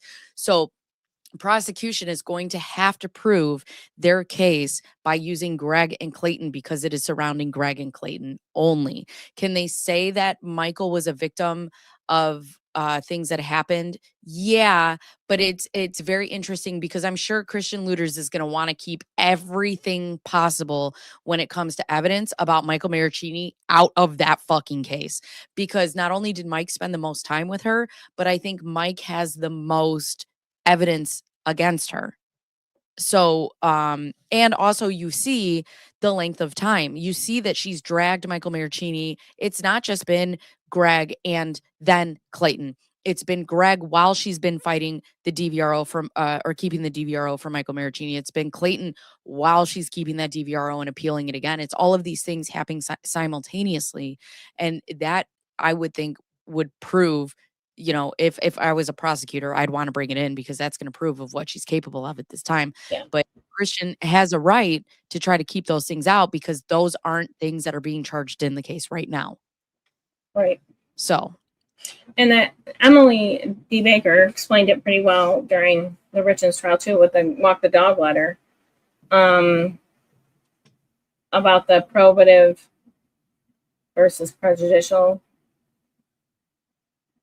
Now I'm going to mess up the terminology, but basically like something that makes somebody look worse isn't necessarily evidence. Right. Well, and that's the thing, right? With Alex Murdaugh or with Corey Richens, she could be a shitty human being.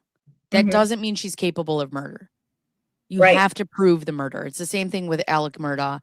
More Alex Murdaugh, less Laura Owens. Laura, go to jail. But the thing is, and that's right. So that's exactly what it is in the Murdaugh case, is just because he's got 100 indictments and he did all this shit with financial crimes does not make him a murderer. Right. Right. And so you have to like weigh that out. And that's what all those, we haven't even, okay, get this, guys. Here's why what really everybody needs to like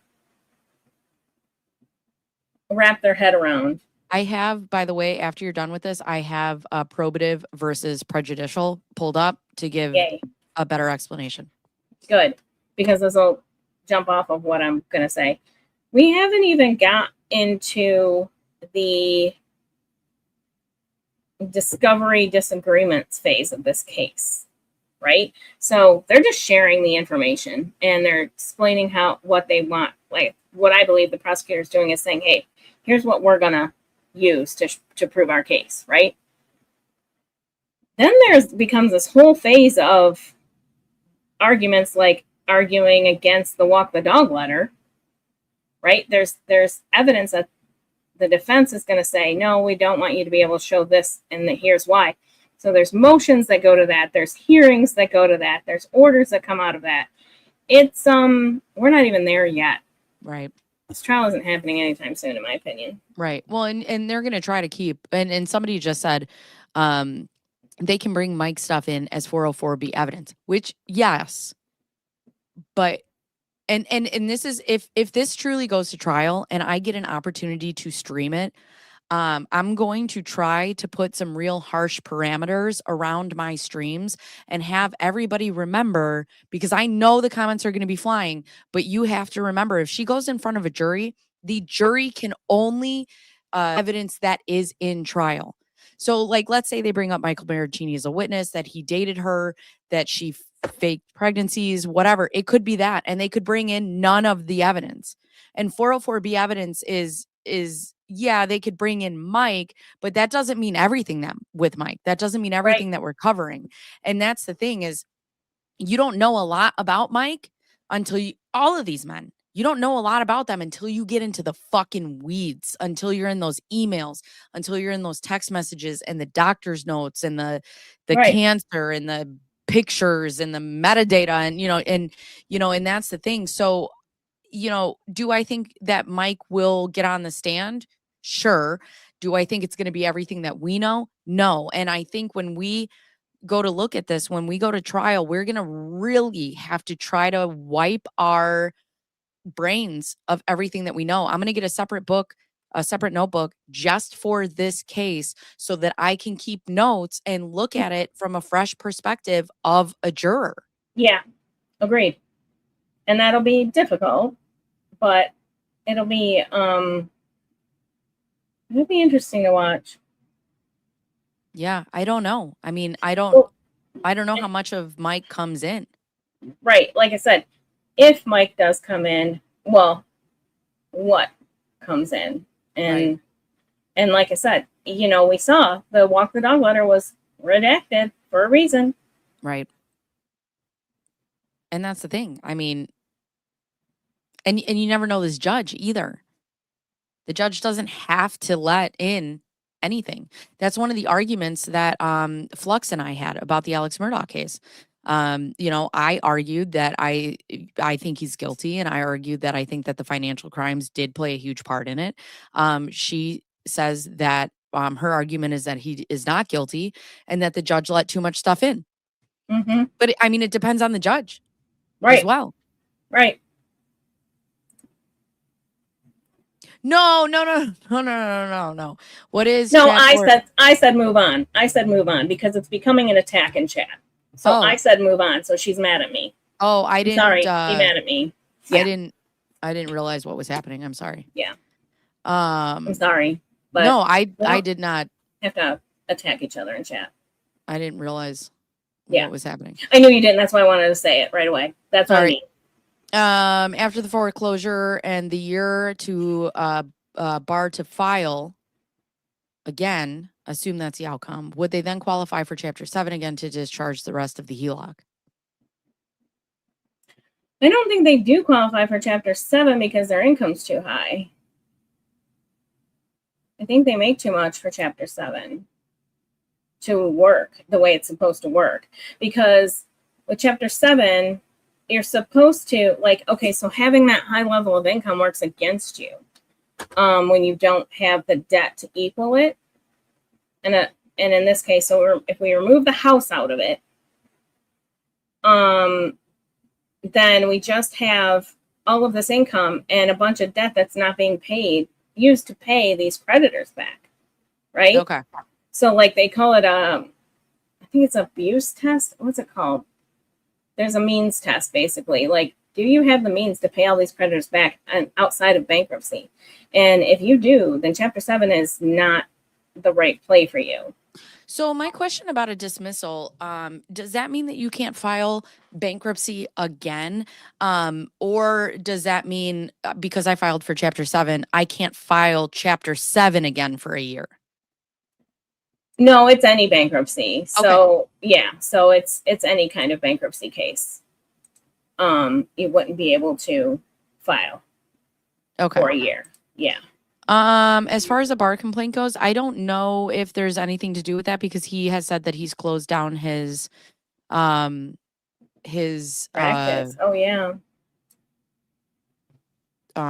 his practice, and he's done with law. So Yeah. I'm not sure that there's anything to do with that. I mean, I don't know how that works if you kind of dismiss yourself. I mean, I guess I don't know. Because if he doesn't renew his license, right, he can't practice law. Yeah, I don't know how that works. That's a great question. I don't know. Like, so when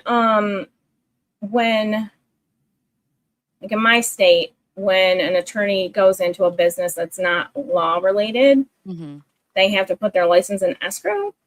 I don't know if that's the case here. I could be wrong. What is the walk the dog letter? So she, when Corey Richens was in prison, she wrote a letter, a walk the dog letter to her brother, was it? Or her mom? Where her basically her mom to give to her brother. Right. Where basically it was witness tampering. So we can actually take a look at it. If you guys want to just so you guys could see it. I have it pulled up if you guys want that. I thought this bar stuff was vacated. I don't know a lot about that. I don't either, but I don't think it was. I think the dates were vacated. I don't know. I really don't know. I don't know. He doesn't factor into my thought process anymore. Yeah, so I also just think if you're not going to practice law anymore, then I mean it's a license, right? If he's got to renew it, so I mean if the bar complaint, if he was going to get a bar judgment against him, he wouldn't get his license. But if he's just going to let his license lapse, the bar complaint is kind of moot anyways. Yeah. Because he's just not going to have it anymore. I think the end result that needed to happen happened. I think they would still pursue the bar complaint because he could reapply if he's disbarred. I don't think he can reapply later on in that state. I know he's also licensed in California. And a lot of people have speculated that maybe he's going there. I don't know. He's been quiet. I don't as long as he stays quiet, I don't have any interest in what he says or does anymore. Which I know he is saying he's not practicing in AZ anymore, but theoretically he could reapply later if not disbarred. Okay. Corey held the letter up during a video call and thought she was being clever. Of course she did. Play some zaddy sounds. You got it. Also with my red lights in the background, I'm like, oh shit. I need to get Zaddy on here. I'm going to email him. Dear Mr. Zaddy Woodnick, my name is Bacon Bears. Please come talk to me. Would you be interested in sitting down for a YouTube video? Do you know we have porn music with your name on it? Oh my God. I know in Florida you can retire to stop the investigation, but you aren't allowed to reapply. Oh. He's also licensed in Cali. Yeah. Yeah. So he's licensed in Arizona and California, I believe. The DUI was vacated. The DUI, he pled it down to reckless driving, I believe. Yeah. Yeah, that's what it was. And we will see the conclusion. Yeah, there's no I know, right, Bruce?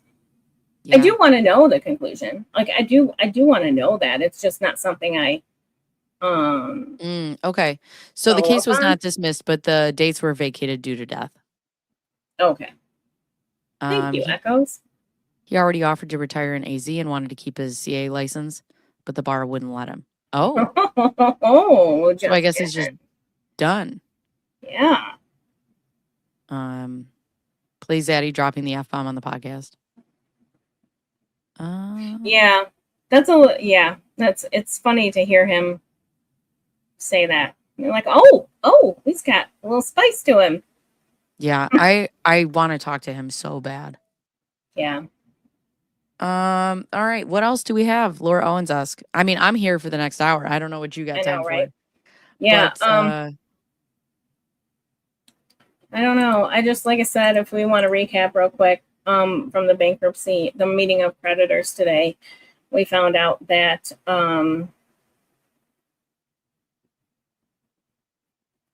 sorry, that's hilarious.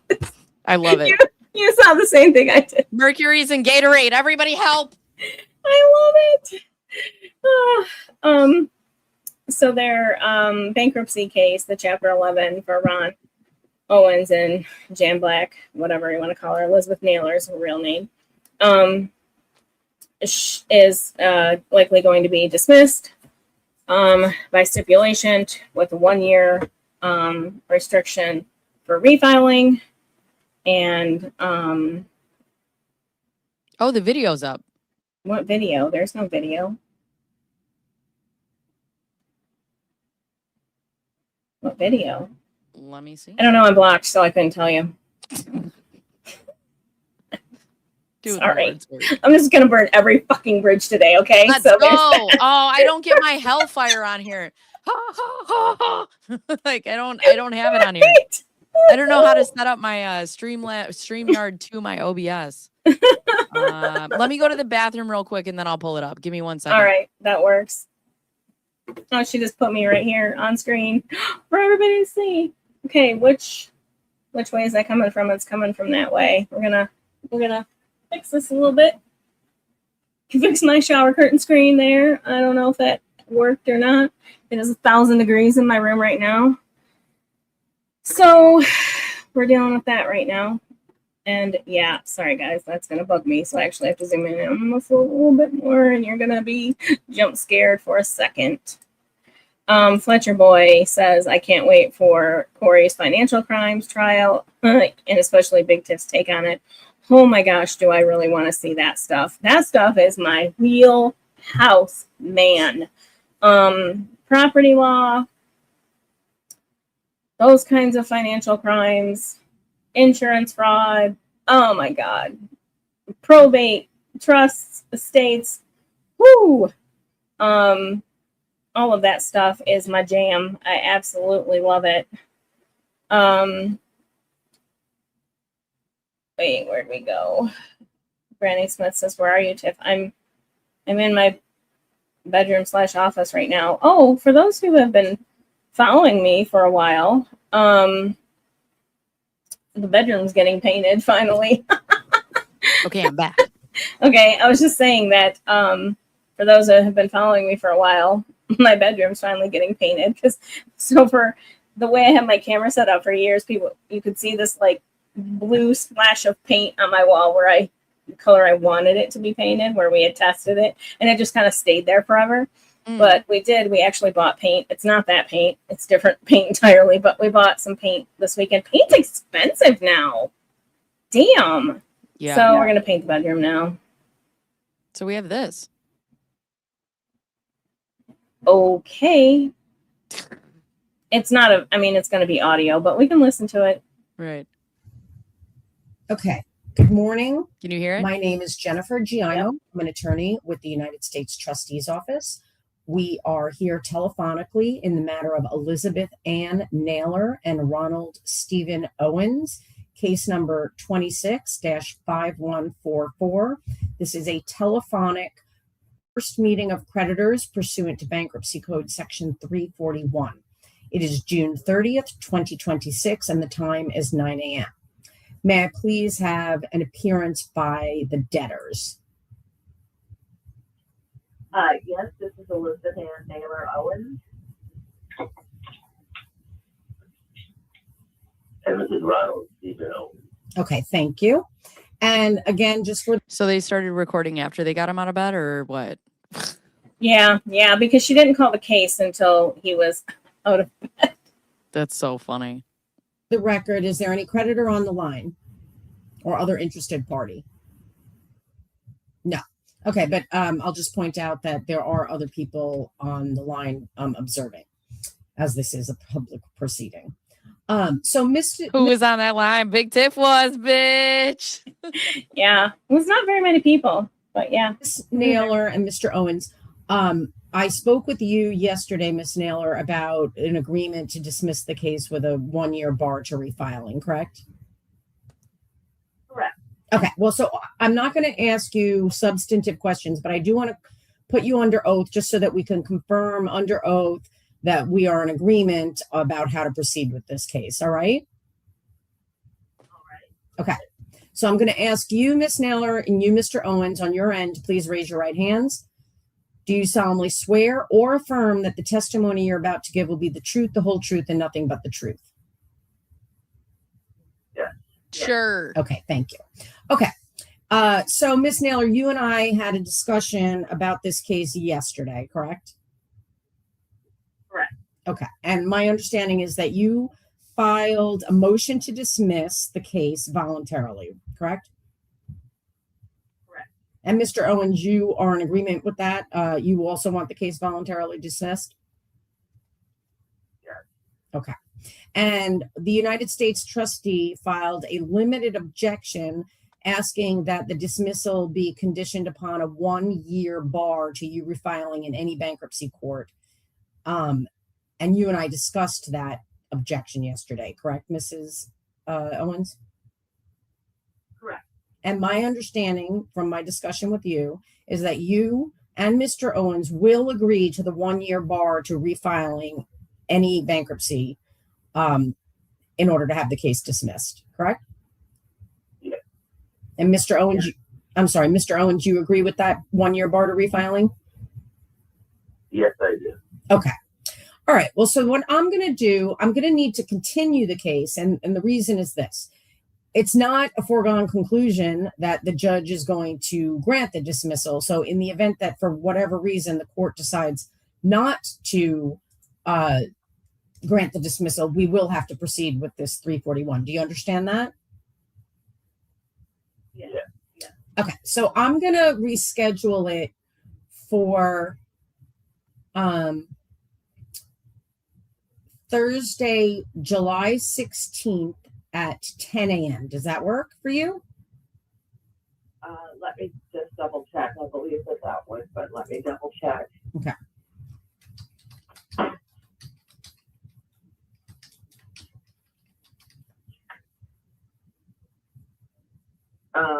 Yes, Thursday, July 16th at 10 a.m. Okay. And the likelihood is that that will be canceled if the case is dismissed. Right. Okay. So I just need to put that on the minute entry that we are going to continue it just because I said there's a possibility that the court would not dismiss the case. So that's first thing. Second thing, my understanding is that you were required to appear with the bankruptcy analyst in my office for an initial debtor interview, also known as an IDI, tomorrow morning at 9 a.m. Correct?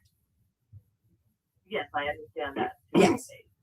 Well, as I don't know if you got my email yet, but I just communicated to my colleagues that in light of our agreement for a voluntary dismissal with a 1-year bar, I told them that you do not need to appear at that meeting tomorrow. Okay.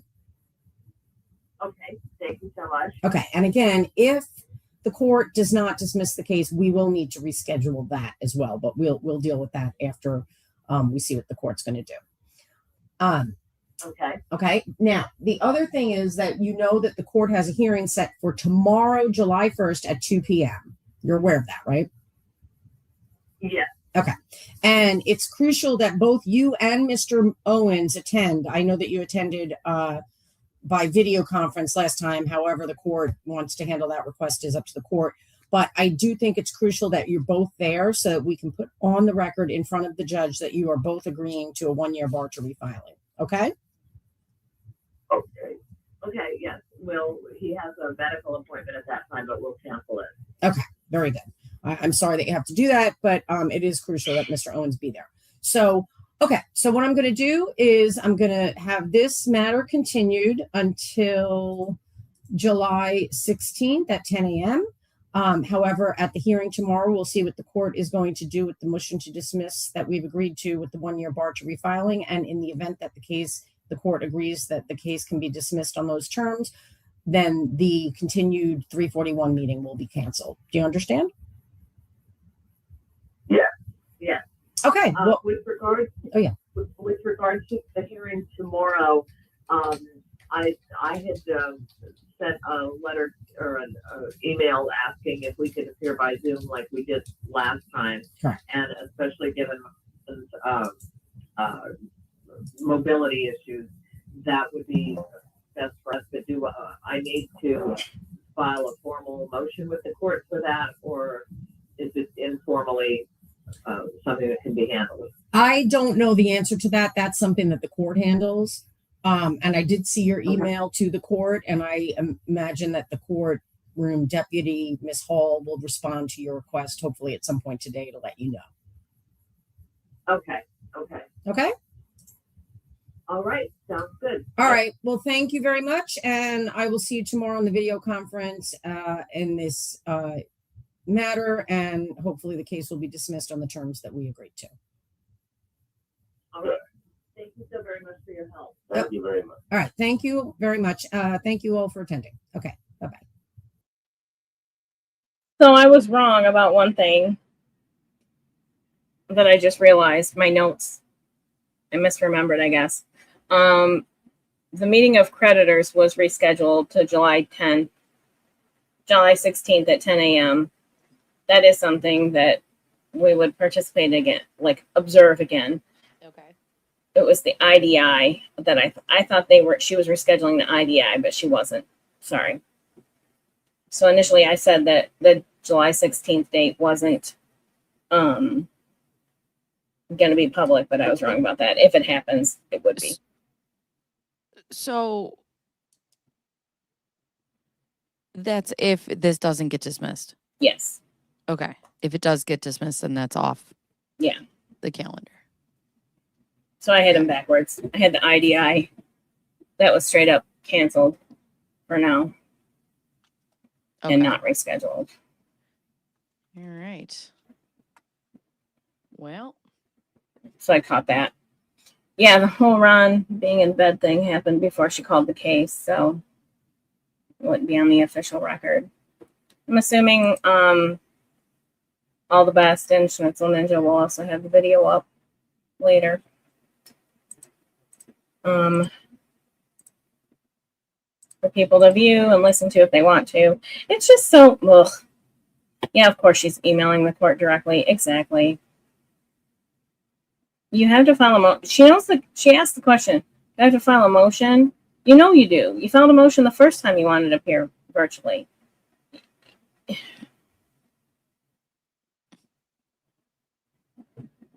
Why wouldn't you have to? But whatever.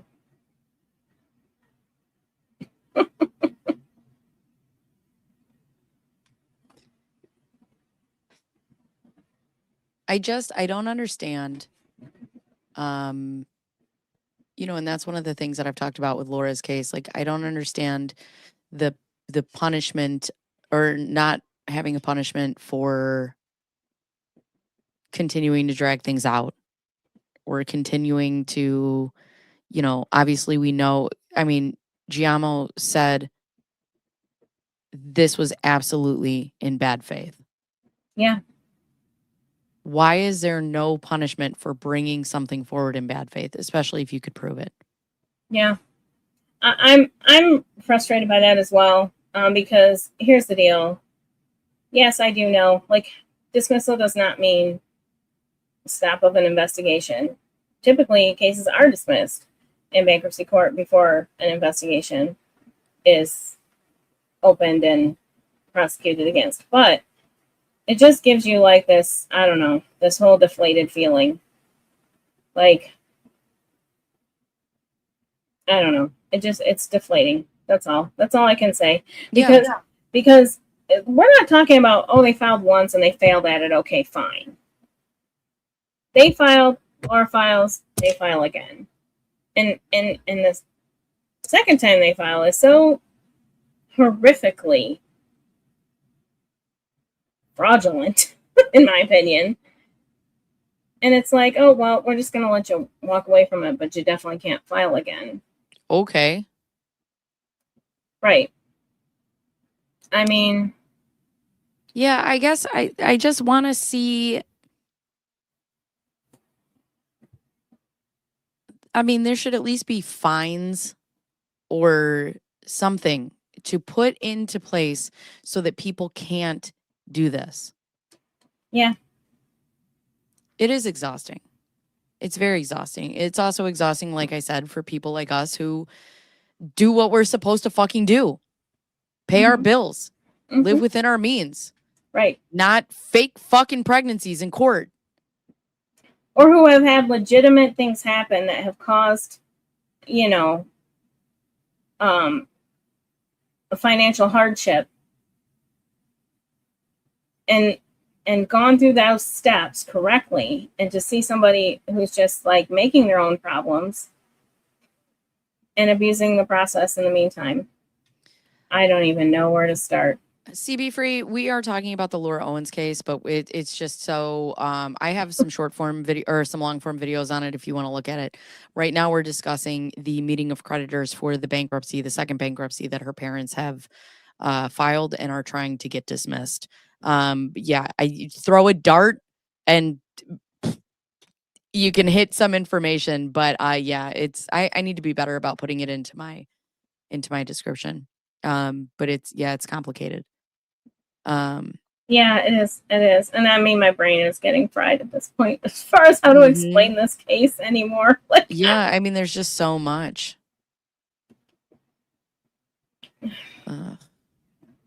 Yeah, we want to see sanctions and punishment. And that's the thing is, you know, you look at Laura now doing it in the criminal case. Extension after extension after extension. And what my question is, if they're legitimate extensions, that's fine. But what are the parameters that are put into place so that people don't do this? Because I'm going to tell you, the one thing that I've learned from watching Laura Owens is that I could just take somebody to court and bleed them dry. well, and that's the thing. Like,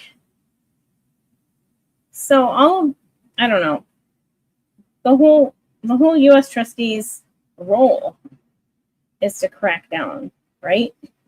And so I don't know.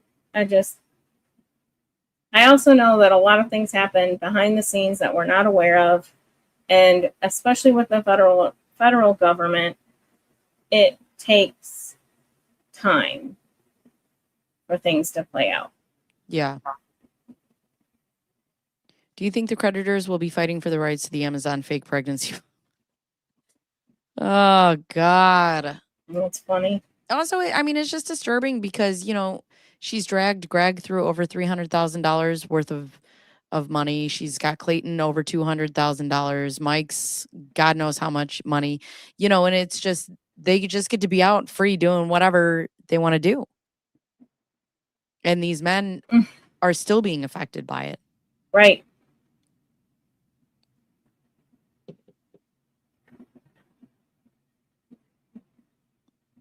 Sorry, I was trying to read. I feel like Laura is so singularly weird that this might not be worth legislative effort. I don't believe so for me, only because, you know, it's the thing that we're looking at, you know, fraudulent schemes and artifices, right? That's the biggest thing that's the biggest felony charge that she has against her. And a lot of us are like, oh, fraud and schemes is about money. And it's like, I think this could be a case where you use her as an example that fraudulent schemes and artifices is not always about money, you know, and it was about her career. It was about relationships with these men. It was about essentially blackmailing people to do what she wanted them to do.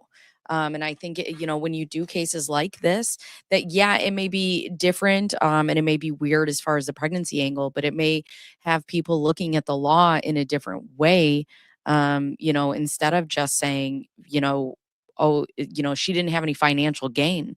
Not everything's about financial gain. And, I think there's a lot to be learned from this case.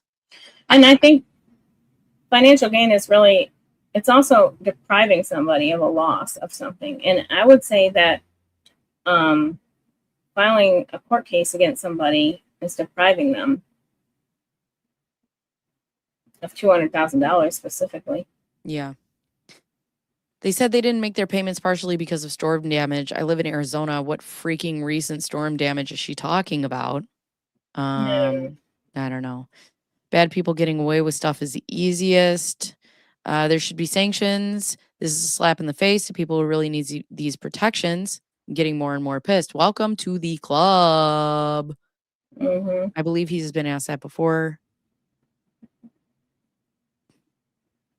Are you behind? Are we talking about Mike? The amount of money wasted on this family. Right. Yeah. A landmark case, if you will. That's right. Oh, right. Yeah. No, I mean, there is other cases. There's, we know of Darcy Esamanu, who's also filed a false paternity claim. I think that where legislation comes into play is that, I don't necessarily think that you should be able to file a paternity case without proof of pregnancy. Right. Well, and this was a little bit of a disagreement that Schnitzel and I had when I had her on my channel. I had said the same thing. You shouldn't be able to file a paternity case until you have a baby or like proof of pregnancy or proof of the baby, because even here's the other thing, right? If I ask you to go through all of this and I drag you through court and then I end up having a miscarriage, right? I can't, there's nothing to hold you to that parenting agreement either. And Schnitzel brought up a great point. She said, I, as a woman, she's like, I understand what you're saying, but then we have to ask women more proof for things that they've gone through. And it's like, yeah, I get that. Yeah, I know. But also, if I was pregnant, I would piss on a stick right in front of a fucking judge. I mean, it's if you're bringing a specific, if you're just talking in the pure legal sense, if you're bringing a specific case claiming that you are indeed pregnant, then yeah, I would assume supporting documentation should be necessary. I don't know. I can see it both ways. Yeah. I mean, I don't disagree. I mean, if I was telling someone that they owed me money and I had their baby, they would be like, well, I want a paternity test. All right. I'll fucking get one then. Like, know, but that's, yeah, I don't know. I mean, it's a slippery slope, right? But I don't agree that she should have been able to do what she's done with no verifiable proof that she's pregnant. I mean, she didn't even have proof of an abortion with Greg, and she filed an abortion coercion case, right? So, I mean, that doesn't even matter even about the abortion. Not even that the abortion didn't have it happen, but the fact that there were texts that she said, I will have this abortion if you date me. Yeah. That, I mean, good Lord. Maddening. Absolutely maddening.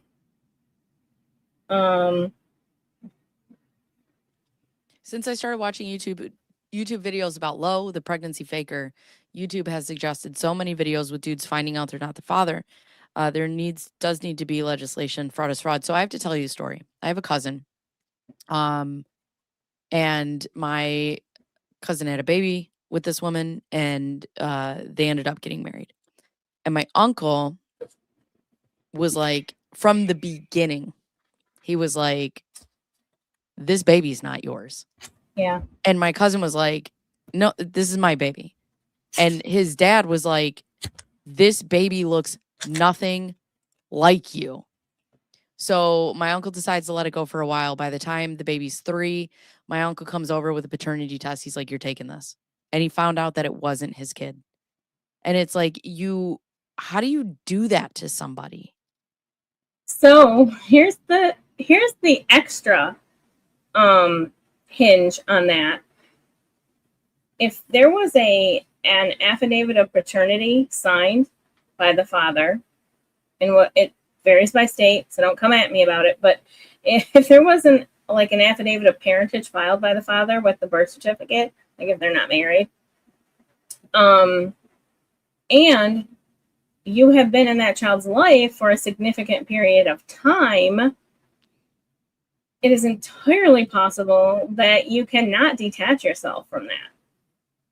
Like, I've watched so many, there's a channel I watch, Anthropolis. It's all family court stuff. And the amount of cases you see where that it is found out that they are not the father, they go through it's a legal checklist of things that have to occur in order for you to be declared not the child's father. Even if you are biologically not the child's father, you can still be legally responsible for the child. It's insane. Yeah. I watched this one guy, it was documented he was in prison. He was in prison when this baby was born. And she claimed paternity against him. And then when he got released, he finds out and he's like being sued for child support. And I have to find out. I have to look that case up again to see how it came out. But they were going to do a paternity test, and the judge was inclined to let him not, like, to let him be removed from the birth certificate because he had been in prison. He was not involved in the child's life. He had not contributed emotionally, financially, or otherwise. And it was clear that he did not have notice of the case. Like, he didn't have notice that had happened. Yeah. She got a case, and she had a court case determined that he was the father. He had never been notified of that. So simply by not showing up, he was declared the father. It was insane. So terrible. Yeah. It was really crazy. It was in Grand Rapids area. And then tried to pass off a real baby doll as the actual yes. Her name's Kira Cousins.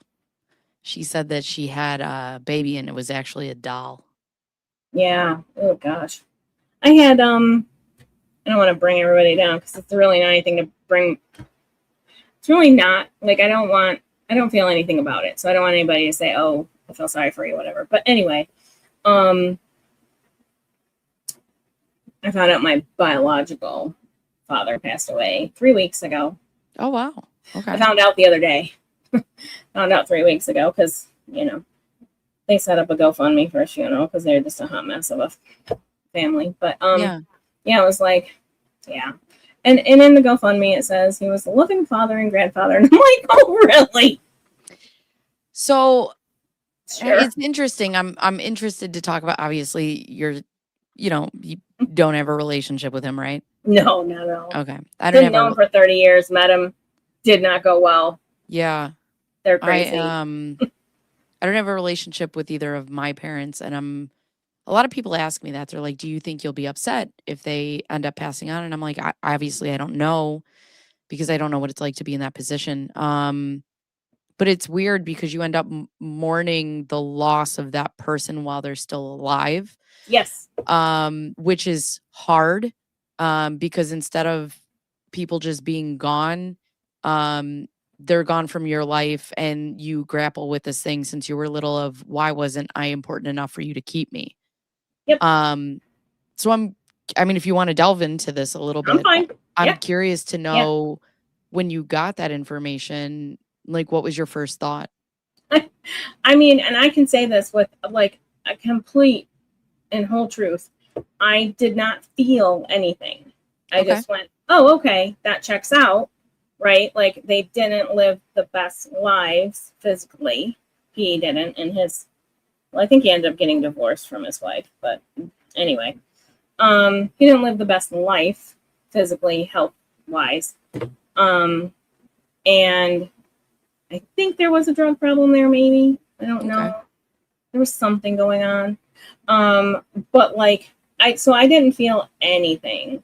I think I did what you explained. I had already kind of mourned what could have been a long time ago. And I think of this the same way. My grandmother was I was very, very close with my grandmother. I mean, very.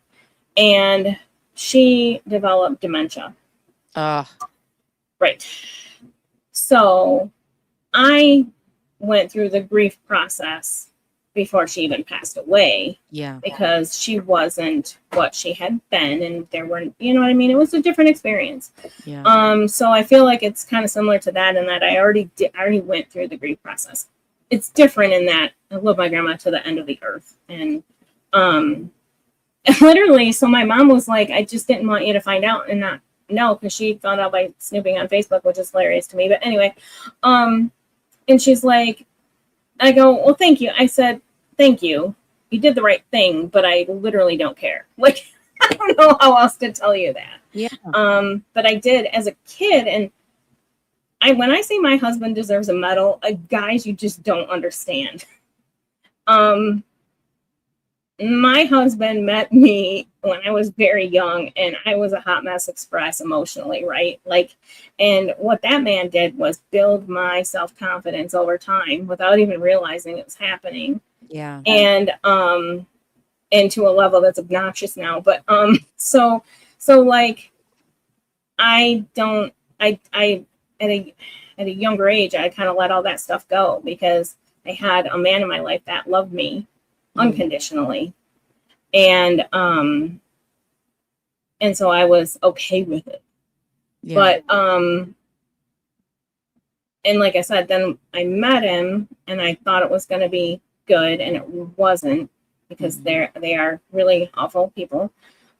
So I don't know. I'm saying a lot of words to say the same thing, but yeah, it's I think it's a little funny because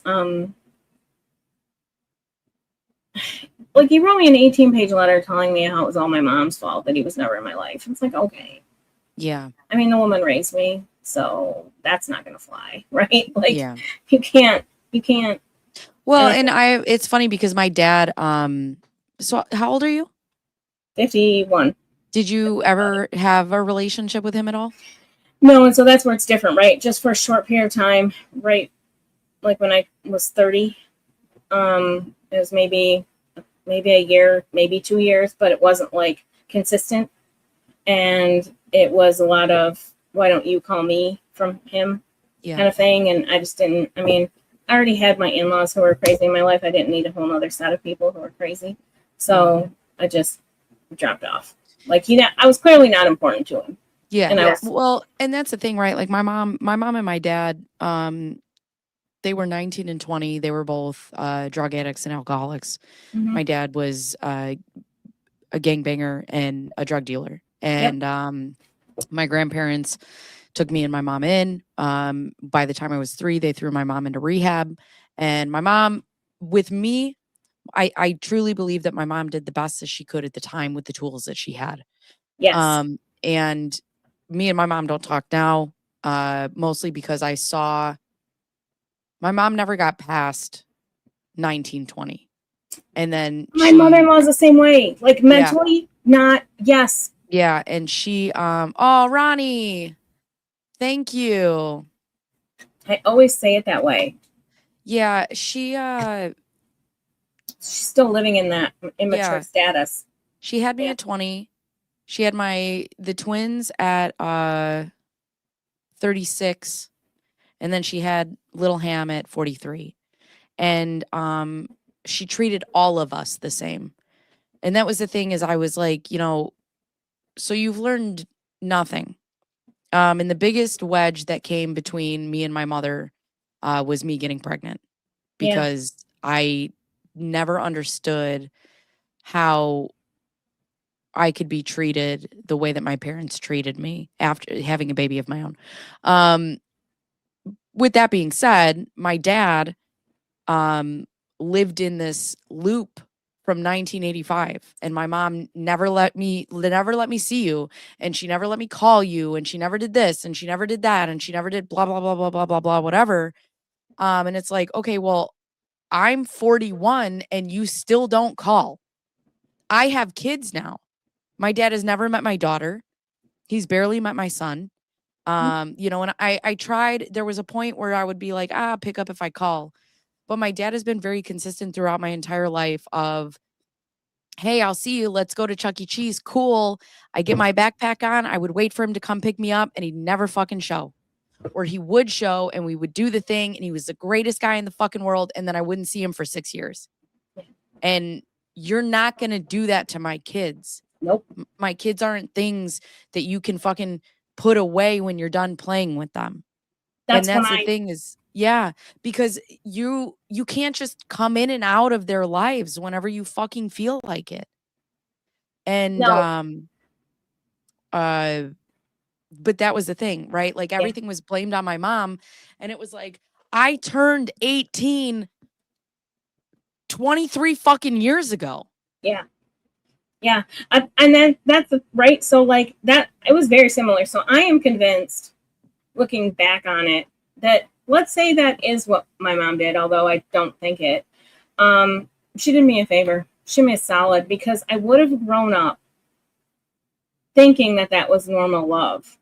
And I know what it now, even having only experienced a couple of years of it, I know what it looked like. And it did get to the point where they were, you know, they were going to come visit, and they did not. And my kids were disappointed. And I said, never again. We're not doing this game.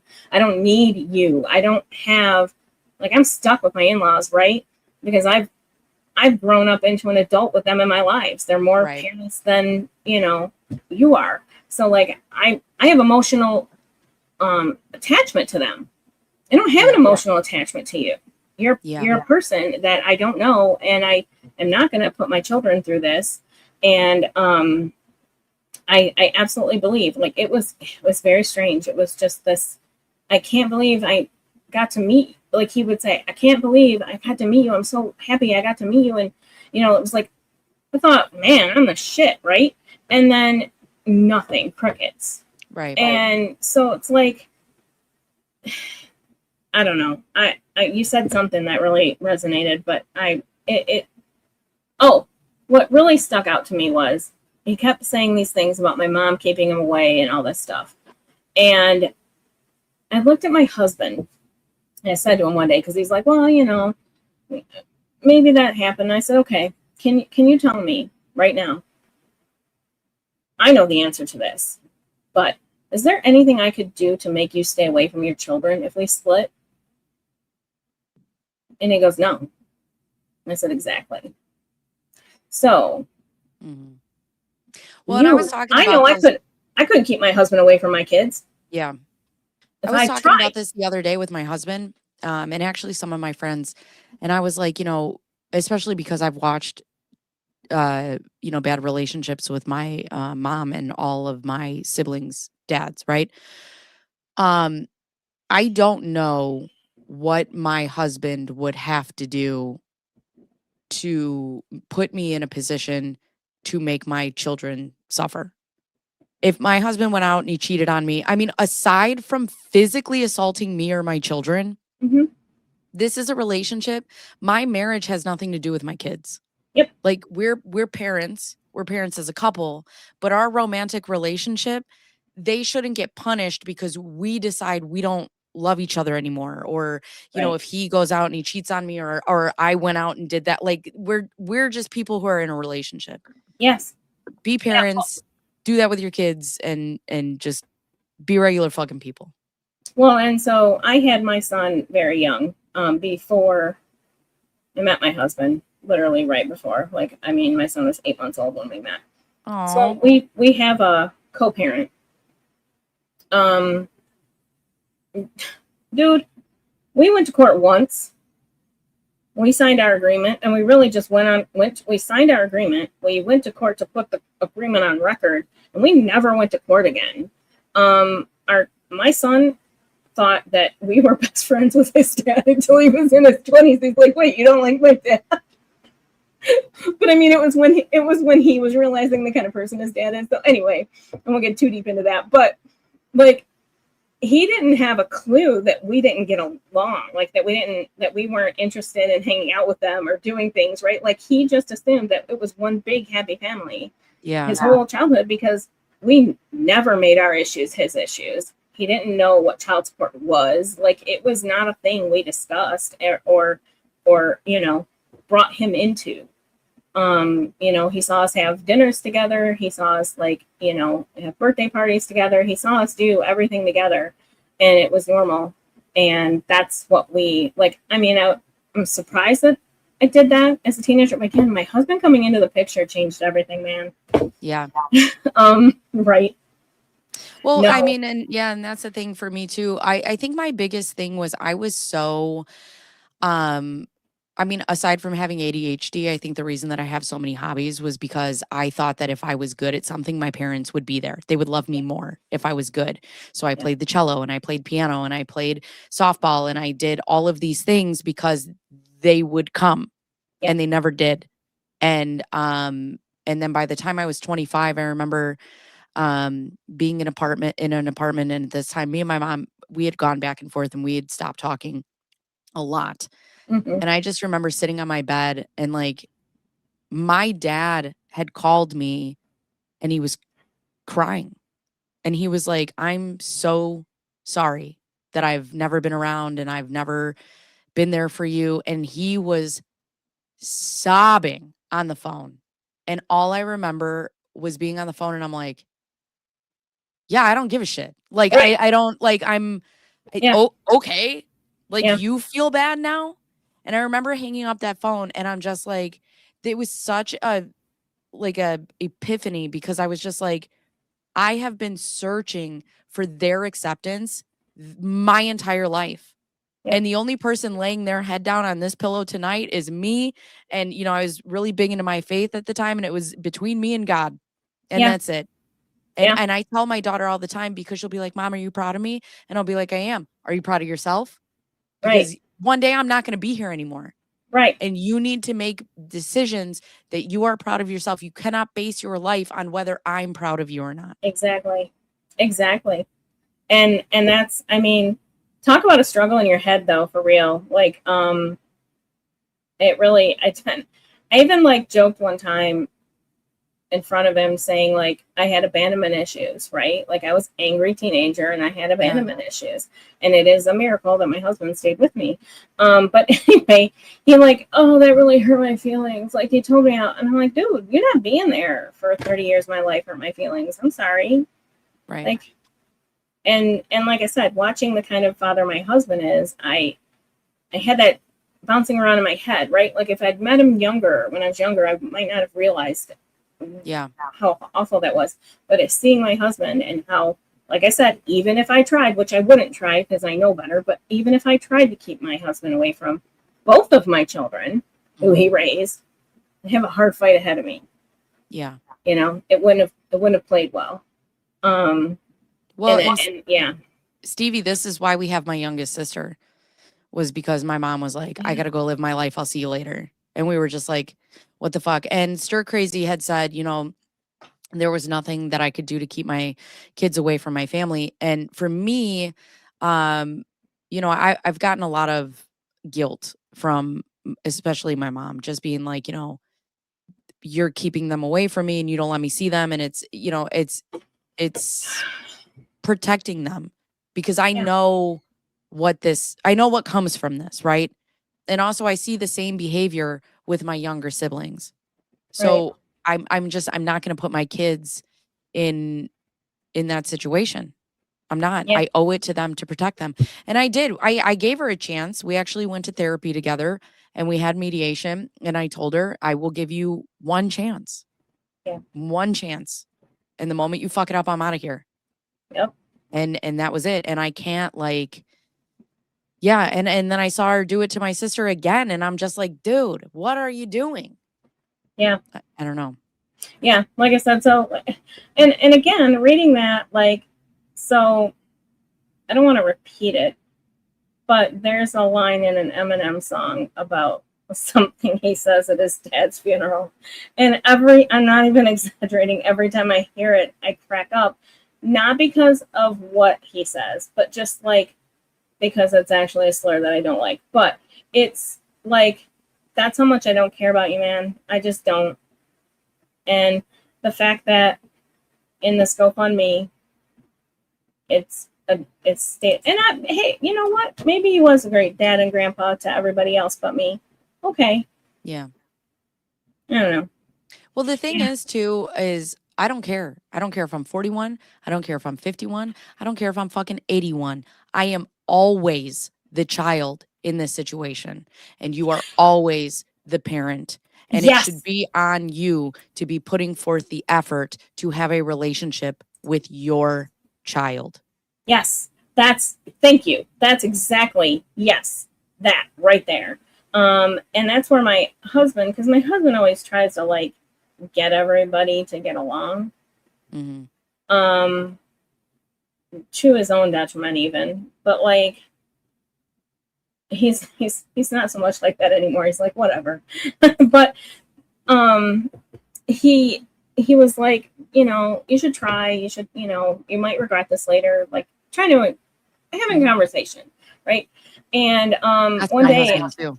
yeah, and Yeah. one day I was like, I said the same thing, you know, about could I hold you back from your kids? Is there anything I could do or say to make you not even try? Because this man didn't even try, okay? He didn't file a suit and lose. He didn't do anything.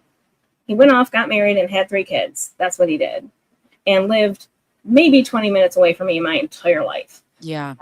So Yeah, that's the same thing with me. My dad lives 40 minutes from me. yeah. And so like I said that, and then, you know, I said, why is it always me calling? Like I'm the child in this situation. Right. My husband said, you know what, babe, you're right. You're absolutely right. And this is not healthy for you. And maybe it's time to cut it off. And, you know, it was a evolution of emotions during that time. But I mean, again, it was like meeting some friends for a couple of years, not getting along with them really well. Like, okay, we don't vibe. So we're just going to stop talking to you. Yeah. That was the same. I didn't have that emotional attachment other than I'm happy I found out that side of my family tree. So my family tree is actually pretty interesting. Because we're Is like, Bob Saget your uncle? I wish.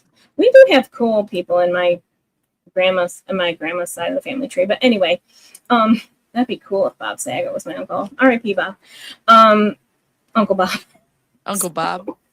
But like, I got to see like this whole half of my family tree that I didn't get to see before, and it's very cool and interesting. But that's what I got. I got the nerdy stuff out of it, like that I wanted to know to fill in some lines on a family tree. Really, Yeah. I had that on hold with Libby, and I think my hold expired, and I didn't recheck it out. But I'm gonna add that back in. I did have that saved in my No, Libby. stir crazy. I know what you were saying, but there are a lot of people that have asked me, like, how can you keep your kids away from their grandparent? Easy. Yeah. Easy. Oh yeah. So this but I GoFundMe know says- that wasn't what you were saying. Sorry, it says he was a warm-hearted and loving father and grandfather. Okay. Sure. Yeah, I don't, you know, I personally, like, I don't, it's weird because it's like, once I get to a point, it's out of sight, out of mind. You know, and I don't talk to my dad's family very much, at all, really. Nobody, and they don't reach out to me, and I don't reach out to them. And, you know, and it just is what it is. You know, what confuses me though is when I have gone to things like funerals and they're like, oh, look who it is. You don't call. And I'm like, my phone ain't fucking ringing either. So it's like, you cannot be mad at me for giving you the same energy that I fucking get. Yep. Like, and that's fine. It's Right. fine. We're cool. Yes. Like, just leave it be. I constantly say that that, you know, DNA does not equal family. It just doesn't. I have people who are in my life that are definitely not directly related to me, but those are the people that I count on more than some of the blood relatives I actually have. Yeah. Yeah. Most of the blood relatives I actually have. Yeah. And Yeah, I don't, you know, sorry. it's hard. I mean, in the most, in the worst moments of my life, I remember when I took my daughter to the hospital for the first time, and it was 11 o'clock at night. I'd been there since 6 o'clock in the morning, and I had her contact open in my phone. Mm-hmm. I'm fucking 39 years old, and I'm like, all I want is my mom. Like, you just, it doesn't matter how old you get. Mm-hmm. And there was like this thing of like this, I don't know, my head was like, can you handle everything that comes with you making this phone call right now? Right. And I'm like, all right, I got to put this down and just be here for my daughter. Yes. And then the next day, she had told my sister that if my sister asked her to help her with anything so that she could help me, that the answer was no. And that she called my aunt as my aunt was boarding a plane. And she said, if you are flying up there to go help my daughter, you're dead to me. And my aunt said, RIP, and got on that fucking plane and got up here. But I was like, we didn't know. It was the first day. We didn't know what was happening to my daughter. They were looking for brain tumors and cancer and blood work. And I was like, of all the moments that you could have used to come back, that's what you did with it? Right. Okay. Somebody who could really honestly shove down every feeling they have, no matter what it is, what right, wrong, or indifferent, and just show up for you, and they didn't. Yeah. And I mean, so when I met them, it was, I say them because he was married at the time. It was around. Why do I feel like I'm gonna start fucking crying? What do we do today? What happened to us talking about fucking beans yesterday? Right? I will say, like, so I'm lucky in that I didn't have that emotional attachment to him, right? But until I forgot my train of thought.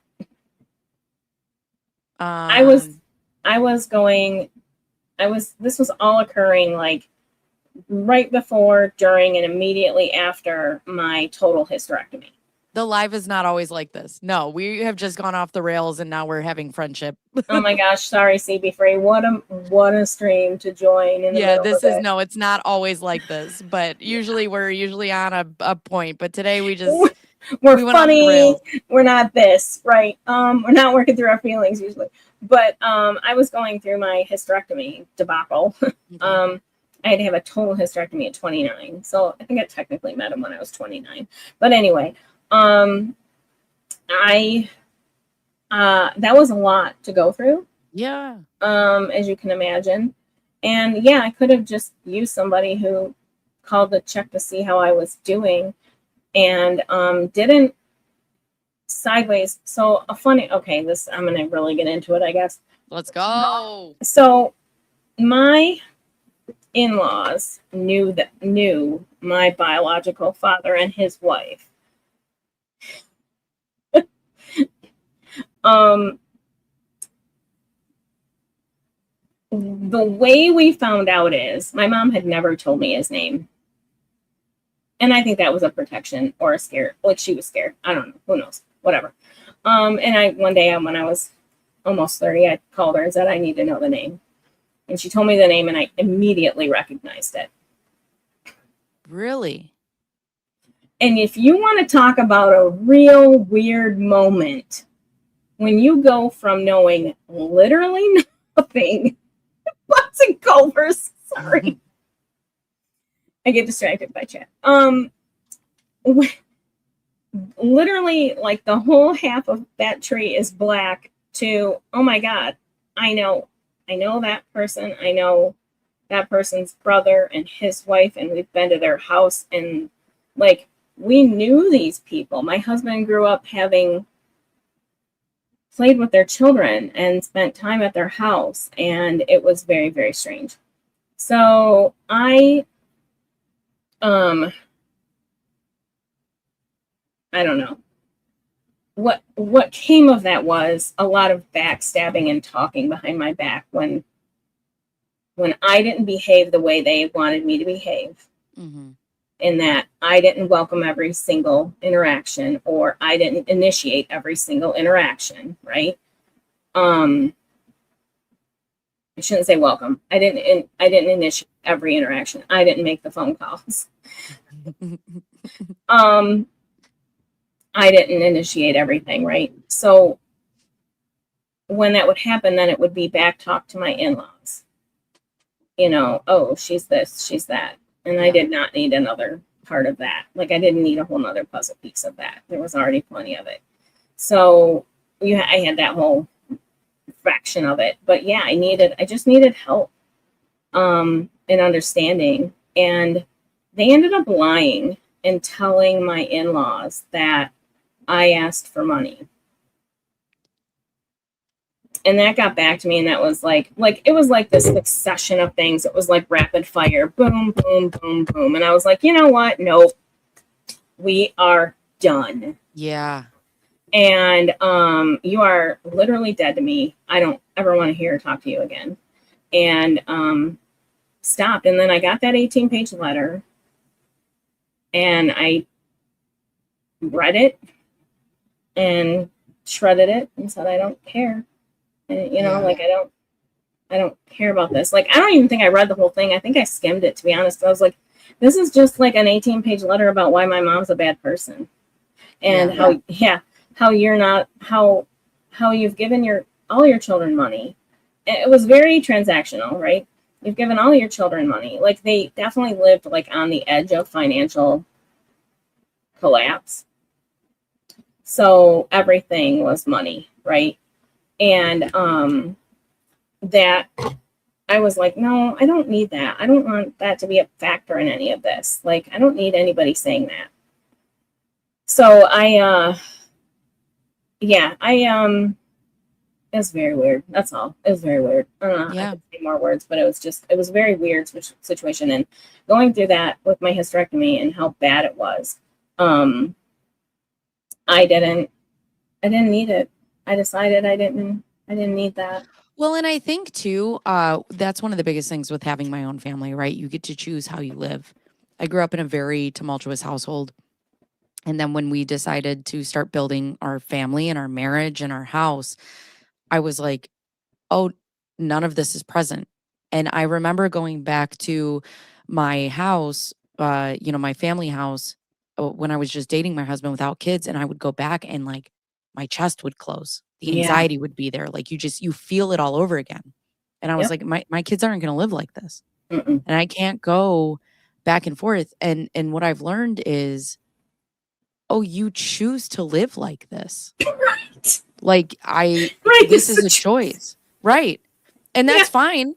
That could be your choice. It's not my choice. Exactly. And that's the thing is, like, my kids will never know about how I grew up or some of the things that I went through or, and I go a little too far the other way because sometimes my husband's like, you got to chill. Like, they're their own people.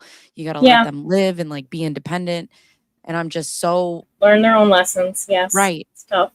Right. And my therapist had told me one time, she goes, you really, for your own sake, you need to chill. She goes, you could operate at 50% less than what you're at and still be 100% more than what you got.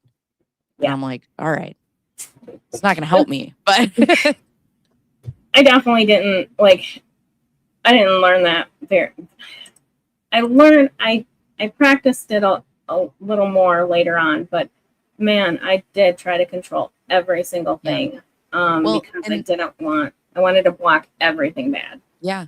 But that's the thing with this. If it's not bringing you anything positive in your life, it's not worth your time or your family's. I really learned that when we went to the hospital with my daughter. And we had some friends who did some really shitty stuff to us while we were in the hospital.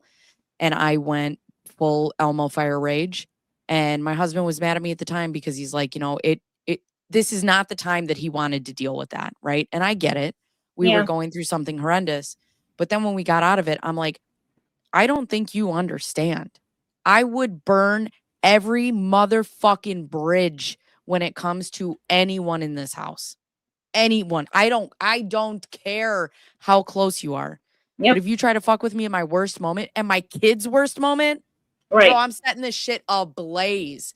And I think it was then that he really understood, like, oh, like the family unit. Because for my husband, he can just be like, I don't care about that right now. Out of sight, out of mind. And he can focus. I'm protect at all costs.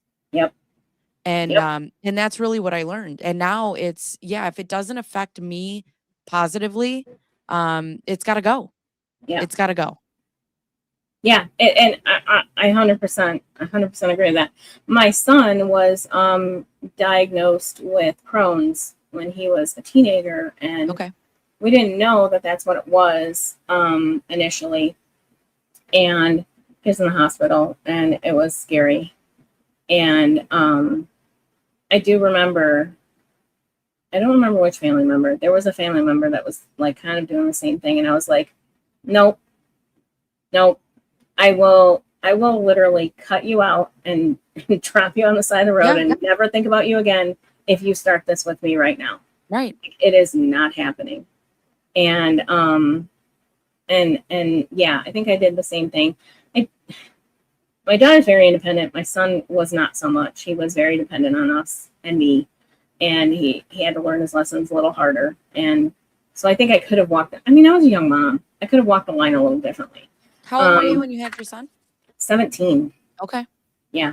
Yeah. So, it was a learn as you go moment for real. And I was only 22 when my daughter was born. So it's still pretty young. And so I used to tell them that every day, this is the first time I've ever parented a child your age, because that's how I used to explain to them. Like, I'm willing to admit mistakes and apologize for them and learn from them. But at the end of the day, I apologize I'm to doing my my kids best. 8 fucking times a day. Don't. Right. I still do. Like, we'll have conversations and I'll be like, I'm sorry, I shouldn't have said it that way or whatever, because I feel like they should hear that. But even if it wasn't what I intended for them to hear, Yeah. I don't ever want to say to them, that's not what I meant. Yeah. I want to say, that's not what I was trying to say. Let me say it better. Right. Like, because I just remember that. Oh yeah. Oh, Crohn's is a teen. Dude, oh my gosh. His urine, he was so sick. His urine was the color of black coffee. I'm not exaggerating. He was in the hospital. I remember driving to the hospital one day, especially because they made me go home one night, and I was driving there, and I thought, I'm going to have to plan this kid's funeral. Yeah. Like, this is not right. And I pulled a Tiffany, man, and I did. I walked in that hospital and I was like, nope, I am not. We're going to figure this out now, or I'm moving him. We ended up taking him to Children's Hospital, and they figured it out, and he had the right surgeons, and the surgeon he had was amazing, because they had done some things, like they took his appendix out. They were literally stabbing at this kid in the dark. Yeah. And luckily, he was a very healthy, athletic kid. It worked against him a little bit with Crohn's, because the stuff he was eating, like celery, is really not so good for that. Yeah. So we had to learn a new diet, but yeah, I didn't mean to digress onto that. But no, it's funny because I had one of those same moments that we got to the hospital, and so I woke up to my daughter. I don't know if I ever showed you the picture of like her eye. It's a whole brain thing. I'll get into that later. Anyways, so I take her to the hospital, and we get there, and they're like, there's nothing we can do for you. We're going to transport you to the Children's Hospital. But we'll do like CT scan and blood work and whatever while we're waiting for the ambulance transport. And I was like, okay, whatever. I had I don't know what I thought, but it wasn't serious.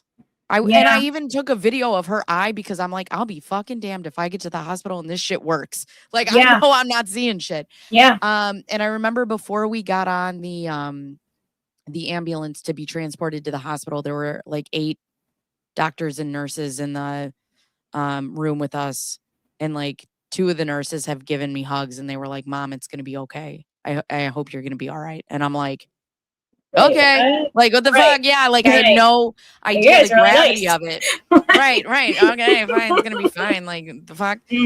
So then we get to the Children's Hospital, and I start understanding like the gravity of this situation, and I was like, I'm gonna lose my fucking baby.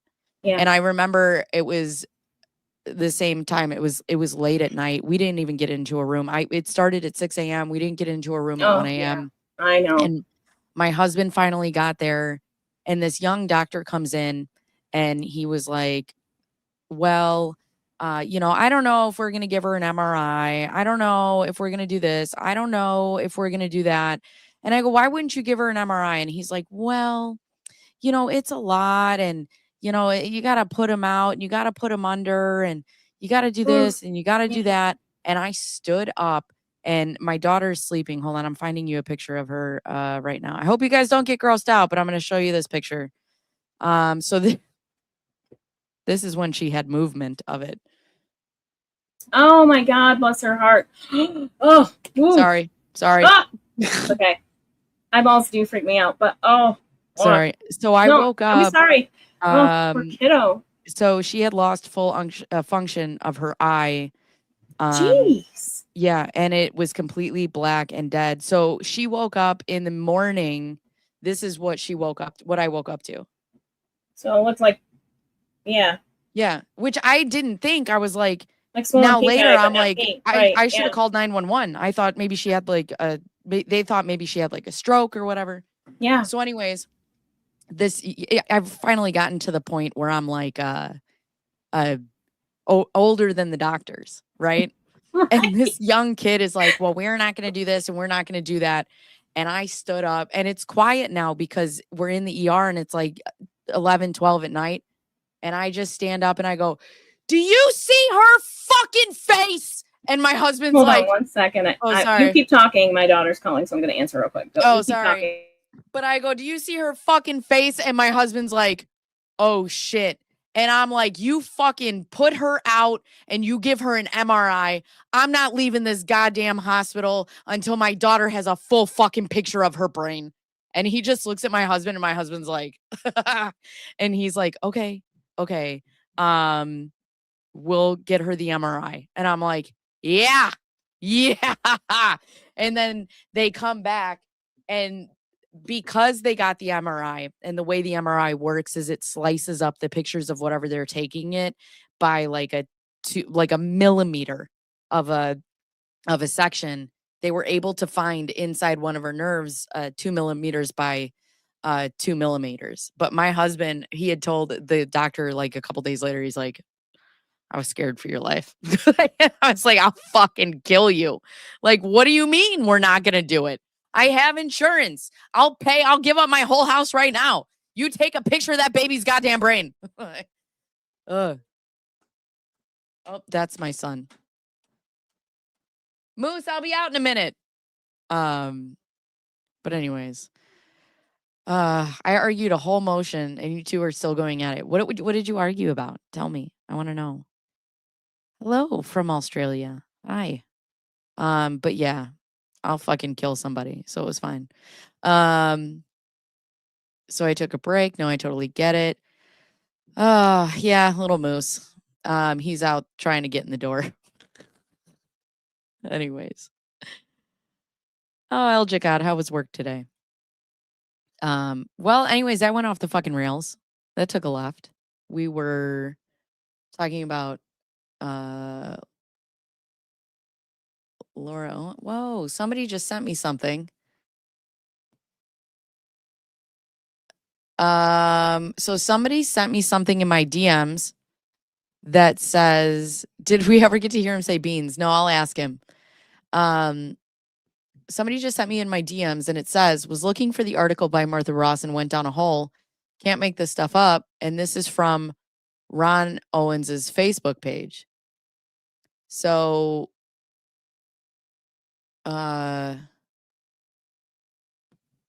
somebody asked, what was SWAT after? And Ron replies, they had a search warrant looking for literature relating to prosthetic pregnancy stomachs and fake pregnancy tests. I kid you not. It was one of the more frightening and upsetting things that has happened in my 80 years. And then somebody must have replied something. And Ron said, Rose, she didn't. She has verifiable medical proof that she didn't. Oh, if maybe about faking the pregnancy. That's crazy. That's crazy. Lo likes to post on her page. I started the stream with the stream, went on my 4-mile run, had lunch, then working. Now I'm back and see you're still going. Yeah, I get a couple hours every day to do what I want to do. And that's spending time with you guys on the internet. So sorry. Sorry, I'm still here.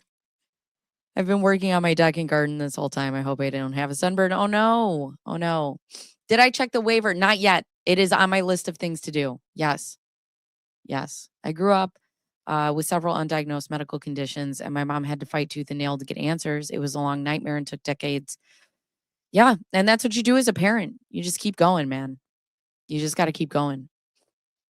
And it's, honey, I'm a Pulitzer Prize winning reporter.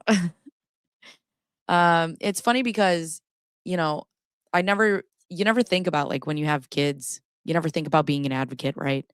I never thought about being a medical advocate for my daughter's health. I never thought about being an advocate for my son's autism. But I'll tell you, there have been plenty of times that I've walked into a hospital or I've walked into a school and I've been like, I'm going to have your fucking job, man. You fucked with the wrong one. Luckily, I've been doing all right with the rest of it, but it's all right. You just learn. You have to learn. Damn. Have to be on replay crew. Love this breakdown. I'm gonna stream from the beginning and convert to plan B crew because I was late. Their definition of verifiable medical proof is very strange. Of course, they don't want to have any conversation about what it means. Right. I mean, they could just, go to a doctor. You learn real quick. Well, and the thing is too, is like, you can fuck with me all you want. Go ahead. You can fuck with me. I've said it before and I'll say it again. If you ever want to see me be the worst version of my fucking self, fuck with my kids. Do it. Do it. Scorched earth. And I don't care. Every casualties, I don't fucking care. You haven't been placed in handcuffs yet. There's still time. Going plan B. Bye, Hound Servant. It's hard to know what goes on internally. And I just insist and persist until I realize this chick isn't leaving us alone until we do what she demands. Yeah. Yeah. I've been rage cleaning and listening since this morning when my family comes home. Just be sure to cover my trail. I do the same thing. My husband will call me and he's like, I'm on my way home from work. And I'm like, everybody speed clean. Your dad's on his way home. That is the best version. Thank you. What's the next live today? That's a good question. I don't know how to redirect people from StreamYard. I only know how to do it from YouTube.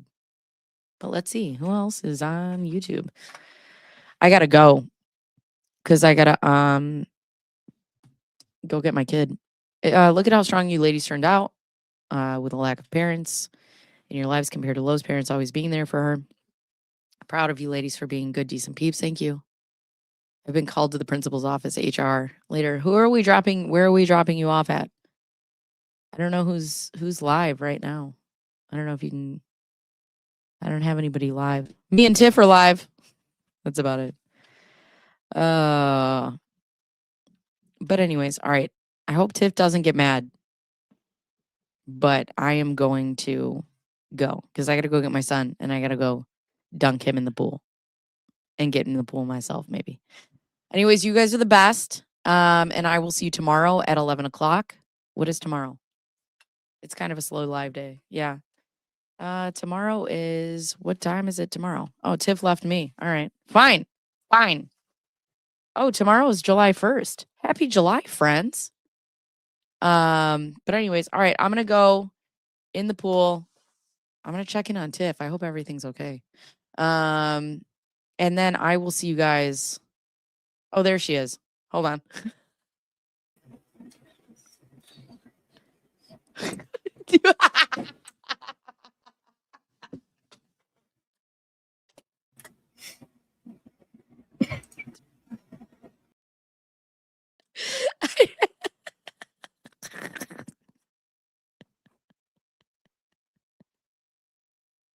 Tiff just photobomb. What are you doing? Hold on. Wait. Okay. Hello.